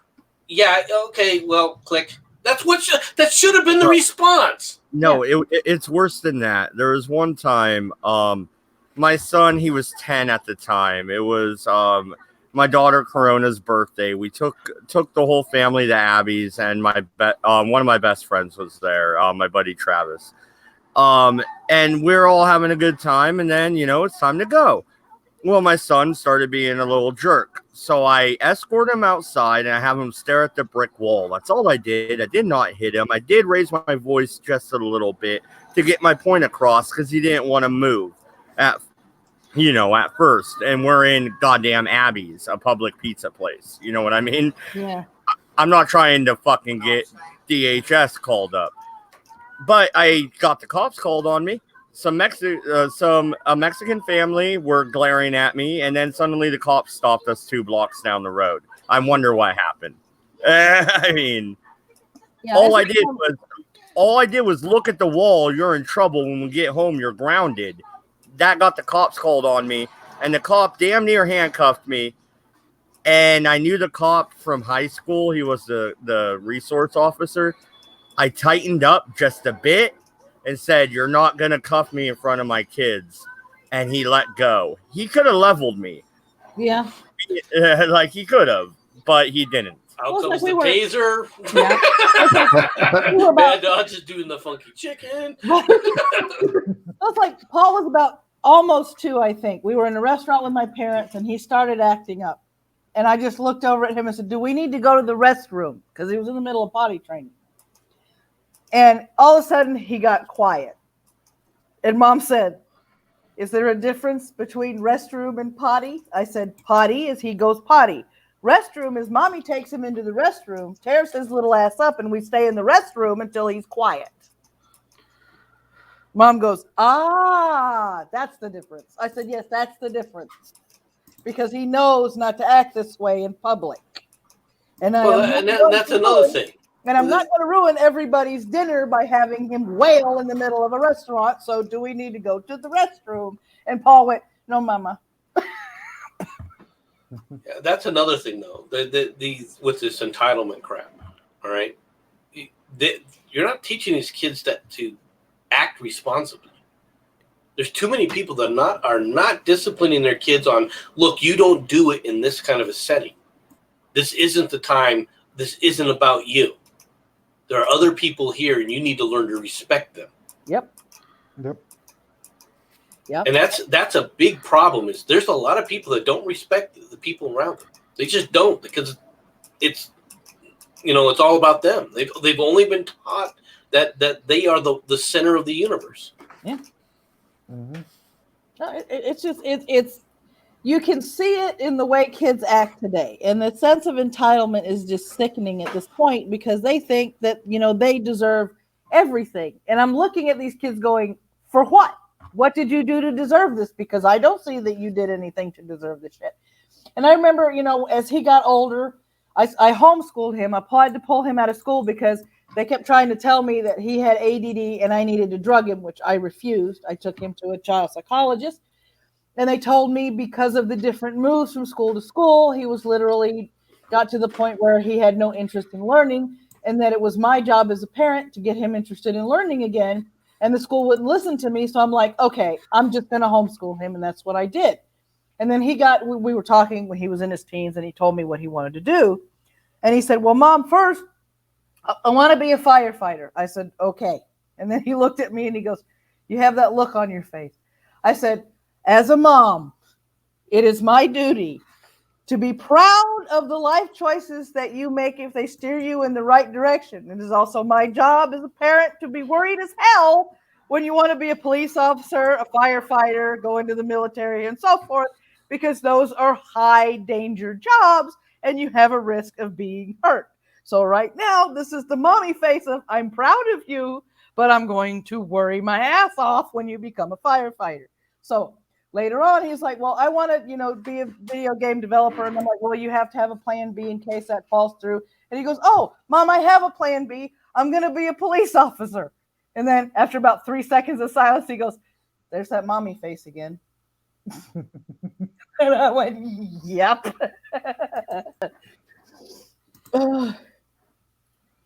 It's people that don't have children don't know how hard it is to be a parent, because and then you have the society nowadays where they're like, "Well, my 3-year-old is trans." Your 3-year-old wanted to be Superman last week. He's Spider-Man this week. God knows what superhero he wants to be next week. And you think your kid is trans? Yeah, I was giggling at that. I mean, I've got a 4-year-old, and she forever changes her mind what she wants to be or what she is. Yeah. And Jesus Christ, she calls me a fucking apple every now and then as a Kevin child. I mean, nowadays it's everything is so twisted, everything is so regressive that raising these children that are being raised in these households because they were born a boy and they're playing with dolls, so now they're going to be more fucked up than we were. Yeah. Well, no, and that's gonna increase a lot of different mental illnesses in the future. And I am not calling trans people a mental illness per se. I am saying you forcing your male child to be female will fuck their head up. Just saying. Yeah.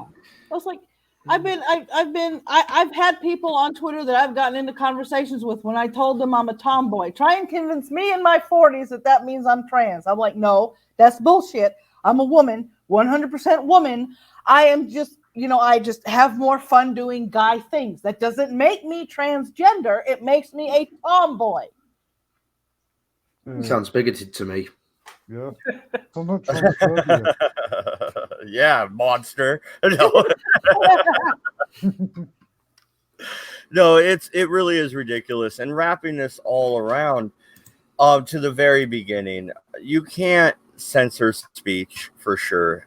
Matter of fact, I'm pretty sure you would have to pass a constitutional amendment for that.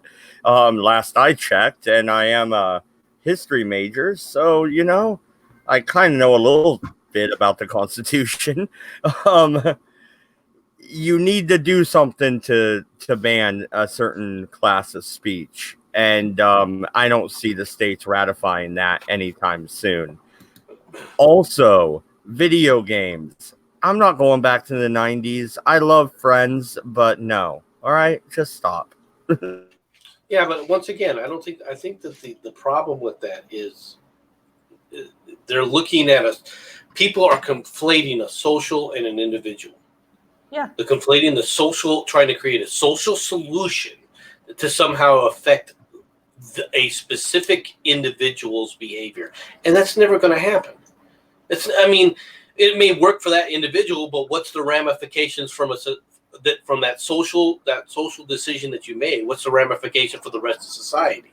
Yeah. Right? That's the problem with when you're trying to bring these broad-based solutions for to fix what you see as an individualistic problem. Yeah. If you identify the social problem around it, then yeah, but that's not the social problem. Yeah. Technology is never going to be a social problem. Technology is what it is. It's technology. Okay, it's going to change. It's going to advance. It's going to expand. Now, the social problems that can how these things work within your society, change the dynamics within the society. Yeah, it can. And then you've got to sit up there and come back with, okay, well, how can we ameliorate, all right, these societal changes? You need a societal change, not a banning of X, Y, or Z necessarily. Yeah. At least on any kind of long-term basis. That's ridiculous. No, and I think the background checks on firearms are apt the way they are. If you're a criminal and you want to murder people, you are probably not going down and buying a rifle at a Bi-Mart or a Walmart or Big Five or any of these other big stores. You're not. Well, you're going. There are so much bullshit that people talk about when it comes to this kind of crap to begin with. There was somebody on Twitter the other day that was talking about the internet loophole. What internet? Well, you can buy a gun from the internet. Have you ever gone to the internet? There's no background check. Oh, really? I tell you what. Yes, there is. I was looking at Henry Repeating Firearms. They have a old style rifle that I want to get. It's a replica rifle, so it's a decent price. And for me to purchase this directly from the firearms company, they will ship it to a local firearms dealer where I will go do the background check. Yes, exactly. You will show up. They will have. They will say, okay, where's your who are you, and they'll do the background check there before they actually hand over that weapon. The idea, the only ones that aren't submitted to for a background check are person-to-person transfer of firearms. Okay, that's the only one, and you're never going to be able to get that to happen anyway. Because go ahead. Yeah, no. The only reason I'm cutting you off there is because they did try and ban that in the state of Oregon, but the only thing is, they didn't ban it between family members. That's the usual person-to-person firearm transaction is between family members. A grandfather clause.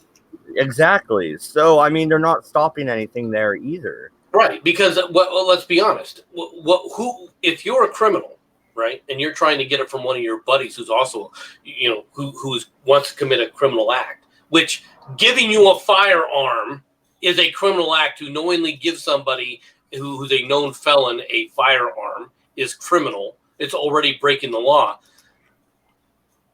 How are you going to stop that? How does the law stop that? The law already exists that you're not supposed to give this person a freaking, an illegal firearm. So how is that going to change anything? It's not. The ideas that these people come up with was, well, this will fix this law. No, it won't fix it. It'll never fix it. It's not intended. And what's worse is whether people want to admit this or not, it's not intended to fix it. If you don't believe me, all you have to do is sit up there and go, okay, if we pass this law and the crime rate doesn't drop and the shootings don't stop, will you resign? Ask every single one of them that question. And when they all go, oh, no, that's just ridiculous, then you can say, then you don't really believe that this law is going to do what you're trying to tell us it's going to do. You don't have the strength of your own convictions. You don't believe that this will actually work. So why are you actually doing it then? Are you willing to put in a sunset clause? So if this doesn't change anything dynamically, it automatically is repealed. All you have to do is start asking some really relevant questions. Okay, you want to put this in here. I want to ban assault weapons. Okay, so if we sit up there and give this assault weapon ban and nothing changes, are you willing to say, okay, this is automatically repealed? Well, if you come back, well, no, well, then you're not really interested in this, or you don't actually believe that this is going to work. And it's time people started holding their elected officials accountable for this. Yeah. Sorry, I went on a rant. All right. Would you not go on rants, MC? What was that? Would you not go on rants? I say that one more time because I really can't. Would you not go on rants? Don't I? Oh, yeah, well, I do go on rants, but it's somebody else's stream. And when I'm ranting on my own stream, I don't care. I don't apologize for ranting on my own stream generally. Not always. If I get a little too loud and push, and blow out Girardi once in a while, I will. Well, no, matter of fact, that was good timing for one of MC's rants because my wife called and I had to take a phone call. So that was great. That was good timing. Yeah, he's happy because he got to miss my rant, bastard. So anyway, yeah, no, it is what it is. But Trump, I think Trump's just trying to play the politician in this case. The thing is he going to get credit for it? They're never going to get him credit for anything, so it's not even worth it. I mean, Trump should just look at it and go, look, your gun laws, your banning guns isn't going to work. You know it isn't going to work. He should call him out on it. Yeah. No, I totally agree, and he's not, which is going to hurt his base of support, which we got about 15 minutes left here, guys. I want to cover that. Do you think he is messing up on his re-election here? Because he is alienating his base, and he is thumbing his nose at the libertarians right now, who are a swing vote. Don't tell me we're not, MC. You're not a swing vote, and who else are you going to vote for? Biden, Tulsi. No, seriously, MC, look at the numbers of registered libertarians and tell me they're not a block in the voting electorate. They're not a block in the voting electorate in federal elections.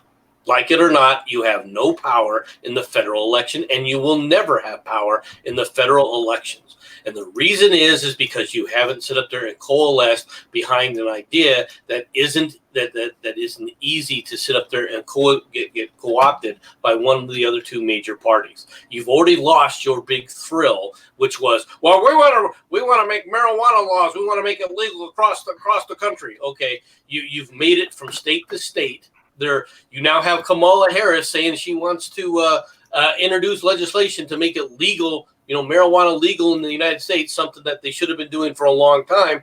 But how is that going to get the vote to the libertarians? It's not. The libertarians are going to go back, smoke a bowl, all right, and go, dude, I'm so glad it's legal.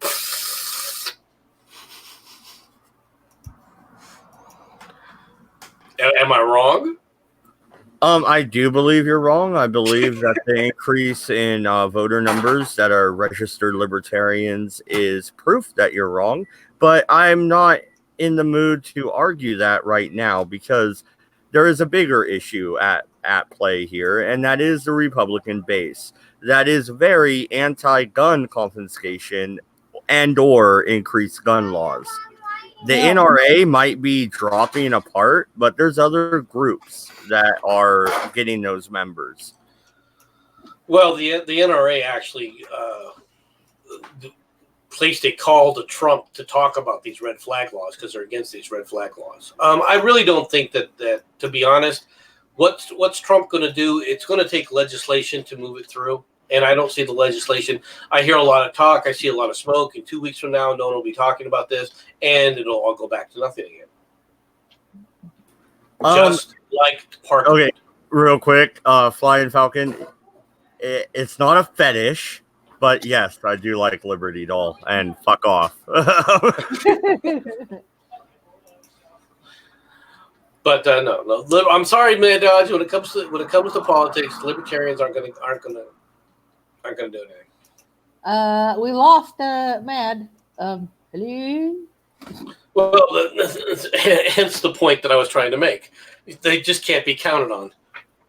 Well, the problem is it's even the Republican Party is fractured at its base when it comes to Trump, because there are some that are fully on, MAGA hats, MAGA everything, Trump this and Trump that. And then there's the other side of the Republicans that are like, yeah, okay, I'm good. He's done some good things, but on the whole, he really isn't somebody that I particularly like. And he's proving that he's really not all that great. And, and with him doing this and calling for, more stricter background checks and things like that, he is alienating the 2A base of Republicans. He's tweaking their nerve, for lack of a better term. Well, but the reality is that it isn't going to affect the Republicans the way you think it is, because it's the Republicans that will, if it does do that with Trump, it's because the Republicans are passing it in Congress.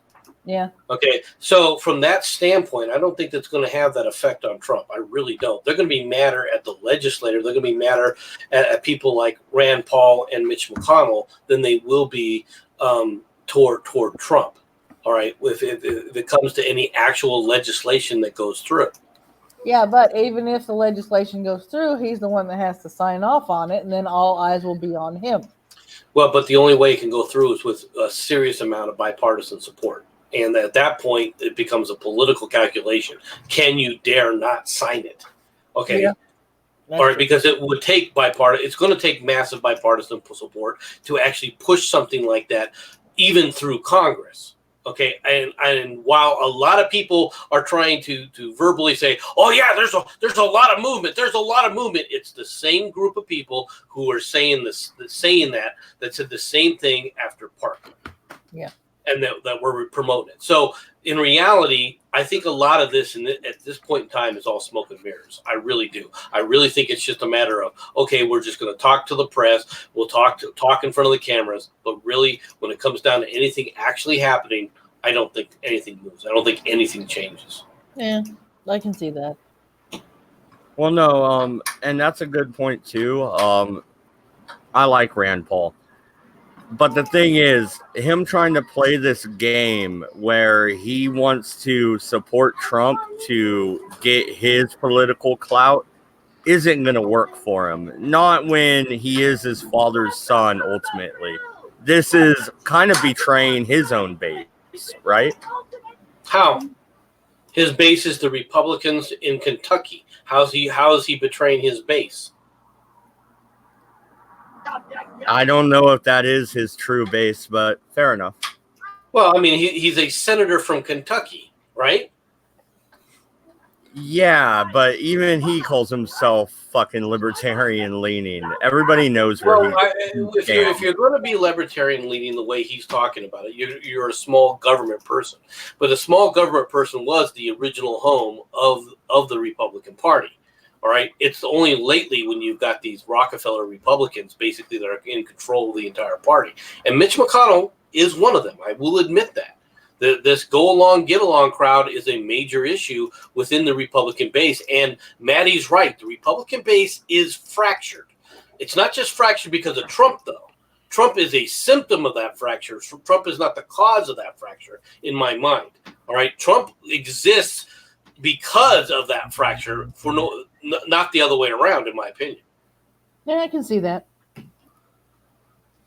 It's not saying it, this next election is going to be quite interesting because there's going to be a lot of balls up in the air, and where they land. Okay, this is something else. Okay, these shootings happened. They are on the conscious in August of 2019. In August of 2020, is anybody going to be talking about this? I think so. I don't. Well, I think so in one point, because the trend, and I hate to say this because I wish it wasn't so, it just, these shootings seem to be on the rise. And every time a new shooting happens, I always compare it to the shootings before it. So the shootings that happened before never, ever really go away out of the public's eye, because the one in El Paso was compared to Parkland. The one in Ohio was compared to Gilroy that was compared to Parkland. Everything goes back to something that happened before it. So if these trends of shootings continue, no matter how infrequent or frequent they are, they're always going to be compared to those that came before, thus not ever completely eradicating them from the public eye. Because remember, I'm the one that does the research for these streams. I'm the one that writes my own fact sheets.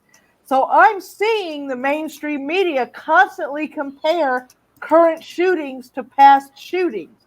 Right. Now, I will agree that they will do that. The problem is that their power to control that narrative and drive it that way is limited, and it's losing over time.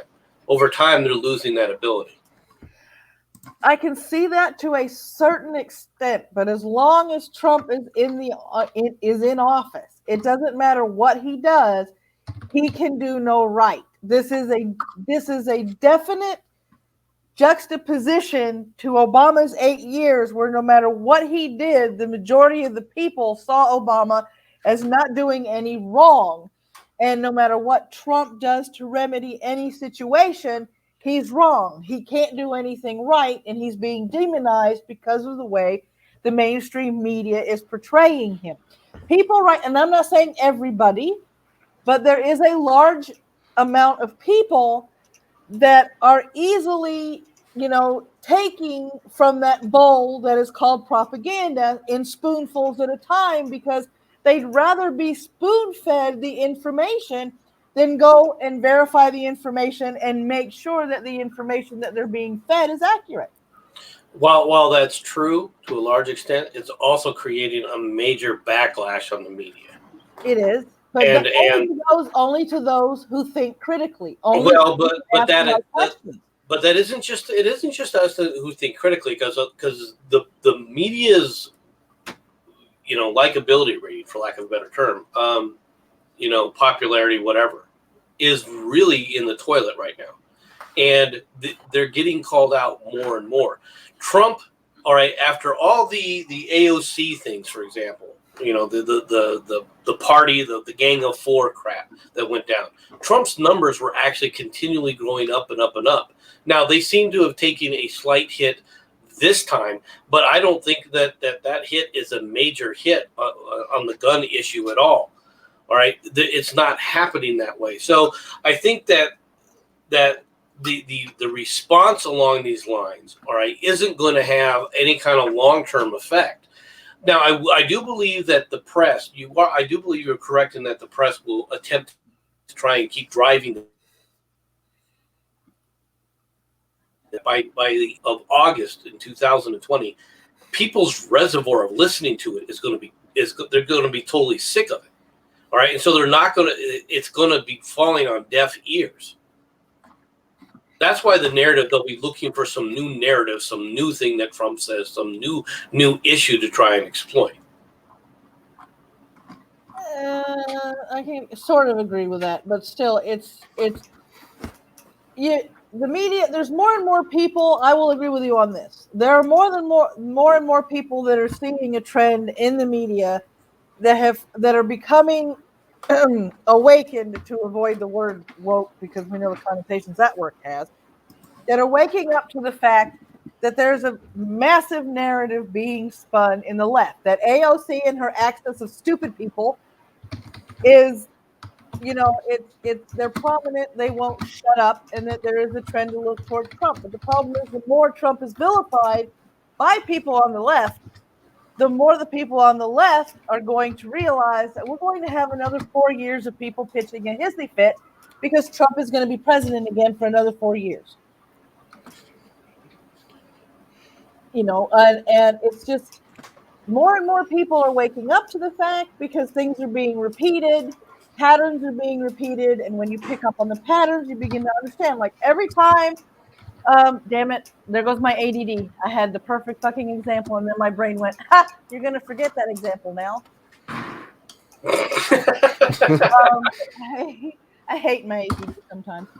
But, I mean, there's patterns in the media that can't be ignored. The constant misquoting and the constant quote mining of Trump is one. The constant yell for gun control and politicizing of any kind of shooting before the bodies are cold is a pattern that cannot be ignored because it's in your face. People get shot, and the next thing you know, there are people on the left going, well, we need to stop this, and we need to stop the and when are these children dying, and when are these children going to stop dying, and when are we going to have more gun control, and and a lot of people are picking up on the patterns, but there are a lot more people, I think, that are refusing to acknowledge that those patterns exist. Well, there are definitely the ones that are not going to listen, right? But I think that for the most part, the American people are not there. I don't think that they're on that side. I think the American people are watching this, and for the most part, Americans want to just go on with their lives. They're not like you and I in that we're political files. We follow politics, okay, because that's in our own nature. Okay, most people aren't like that, and over time, people. What makes this different this time is the media accusing Trump is coming across to too many of them as accusing them because they supported Trump or they voted for Trump. And so the reaction is they're not just attacking Trump, they're attacking me. And they are going on a personal perspective of saying, I'm the one under assault. I'm the one that you're attacking. You need to start listening to me. And as a result, I don't think this is going to have a negative, as nearly the kind of negative input that people think it'll have, or the long-term sticking force, all right, as a result. Because people are freaking sick and tired of being accused of being a sexist, a bigot, a homophobe, or now the newest one, all right, you're a white nationalist because you're just a white nationalist full of hatred and bigotry. All right. Yeah, the buzzwords have caused the quote-unquote walk-away movement, where a lot of liberals are walking away from their own movement because they know that regressivism isn't working. And the overuse of the buzzwords and the overuse of the word racist has basically stripped any and all meaning from those words, because you can't have a constructive conversation anymore without being called your choice of buzzwords, without walking into a word salad where you're insulted every other word. It's happened to me when it's come to the immigration issue, and my only moment of sitting here and smiling like a bird-fed cat is when I go, well, I'm the daughter of immigrants who came here from Cuba legally. So what have you got to say about the issue? And all of a sudden I get cricket. Yeah, over here it's worse actually because the racist cards, it wasn't just about, who you voted for. It was also being used on people who were basically talking about the rape gangs. And from what I've seen, that has actually pushed people to be like, okay, if I'm going to get called racist, fine, I'm going to act fucking racist. Yeah. I mean, it's like Yeah, I got into an argument on Facebook with one of my friends with the whole Colin Kaepernick thing, but I wasn't asked why I didn't like Colin Kaepernick. It was another friend that asked me. And I said, he kneels because of BLM. He kneels because he professes that there are injustices being made for people that are the same skin color as him, but he will stand there at a press conference and wear a Fidel Castro shirt. Fidel, who would have put black people in work camps or shot them. Fidel, who would have put the LGBT people in work camps or shot them. His brother, whose video clip, if you look for it, you can find it today on camera, was doing everything he could not to touch Obama to shake his hand. But you're not going to say anything about that.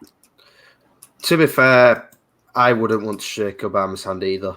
But I don't think that the reasoning was the same. I know. I mean, well, you let's never be know. honest, Obama is, from a political standpoint, Obama is much closer to Castro than he is to anyone else. Yeah, don't forget MC. It is me. Well, that's true. They'll sit there and they'll cry BLM, they'll cry injustice of black people against the police officers, but then these are the same people that'll turn their black eye to the mass shootings and black on black crimes that are going on in Chicago. Hence the Democrats basically have subsumed another talking point, right? Mm-hmm. From the libertarians. Mad Dodge, are you listening? But no. But my problem with Colin Kaepernick is exactly what happened with Colin Kaepernick. All right, he wasn't doing it because he cared about people. He wasn't doing it because of the color of his skin. All right, he was doing it because he was a leftist, because he wanted to spew hatred toward the country. Yeah. Right, that's what his goal was. That's what he was doing. That's why he chose to try and disrespect the nation's symbols. It had nothing to do with well, this is a racist country. You can go anywhere in the world. Show me a non-racist country. Show me one. Show me. I don't care where the hell you go. Show me a non-racist country in the world. Can somebody show me one? Yeah. Actually, that reminds me what I was going to say earlier about with all the trying to get gun bans and hate speech laws and all that shit. It's mostly the liberals that have this mindset, but quite a few conservatives do as well. They seem to think that they can make a perfect world, when in reality that's impossible. Yeah. There's always going to be shootings. There's always going to be hate crimes. It's inevitable. If you kill somebody, all right, if you murder somebody, you're not doing it because, I really love this guy, man. It's just my friend and I just got to shoot him in the head. That's not why you're shooting him in the head, okay? Unless, of course, you're trying to do it because, I think he's in pain and I need to shoot him because he's in so much pain. Okay, well, even then, are you shooting him because he's in pain, or are you shooting him because you're trying to worry about your own freaking pain? Yeah. All right, it's impossible to actually, know that. But I'm not trying to have that discussion. I understand. And here's the thing. Also, there is no such thing as hate speech. There's speech. We have free speech because people say things that make other people uncomfortable. If it didn't, then you wouldn't need a law saying that it's allowed. Okay? Because it would be polite speech and it would automatically be allowed. Same thing with hate laws. Just because I kill somebody and they happen to be a different different race, different whatever than me, doesn't mean I killed them because of that. Maybe they owed me $1 million. Maybe I'm just a fucking psycho and I finally snapped and lost it. Maybe all sorts of things. You know what the crime is? The murder. not the motive. Well, the whole thing is these shootings are being, everything, every time there's a shooting, even though there's motives and everything is pointing toward one way, they're always shouting gun control. The one with El Paso was definitely race driven. His manifesto was literally inspired by a white nationalist screed from Europe.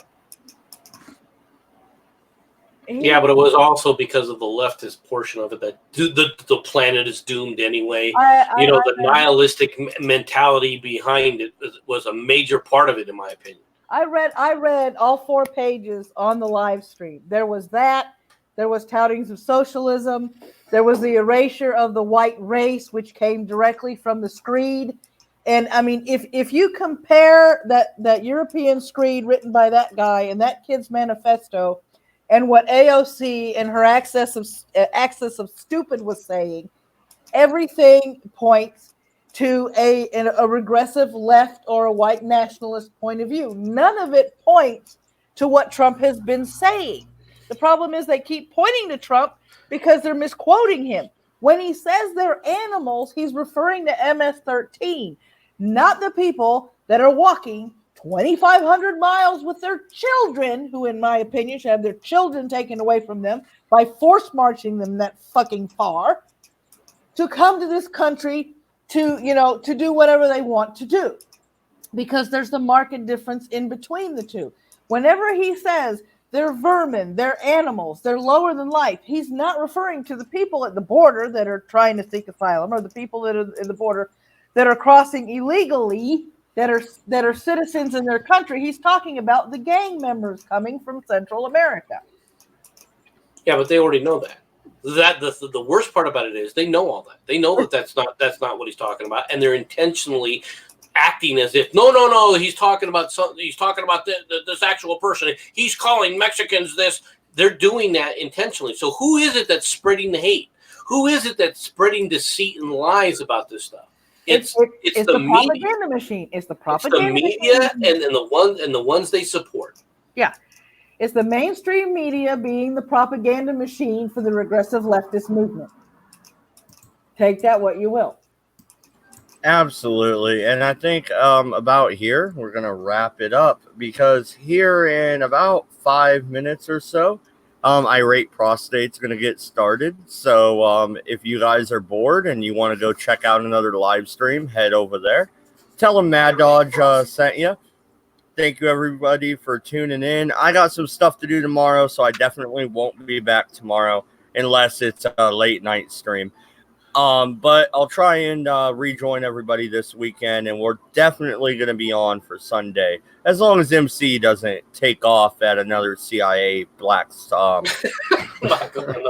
yeah. Maddie, what do you have a stream tomorrow morning? Well, my husband's off today and tomorrow, so I don't have any streams. The morning news streams start at 10:30 CST Saturday through Wednesday. Okay, I do a stream at 6 Pacific time in the morning, Monday through Friday, and then I try to do a stream on Saturday with memes.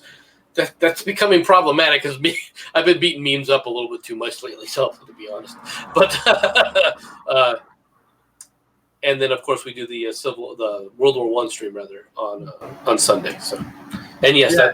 that's where I still intend to do that Saturday. Okay, no, and I'm sure Memes wakes up on Saturdays just crying and sobbing. Like, I don't know if I can do this again today. On that note, yes, like I do every day, I cry. Good night, everybody. Good night, good luck, and don't go to France without a yellow vest. I don't know if they're even still doing that, but I don't give a fuck. We're out of here. Remember, blame the Jews. Hey, oh, damn it. Hey, no, shut up, Dave. That's the last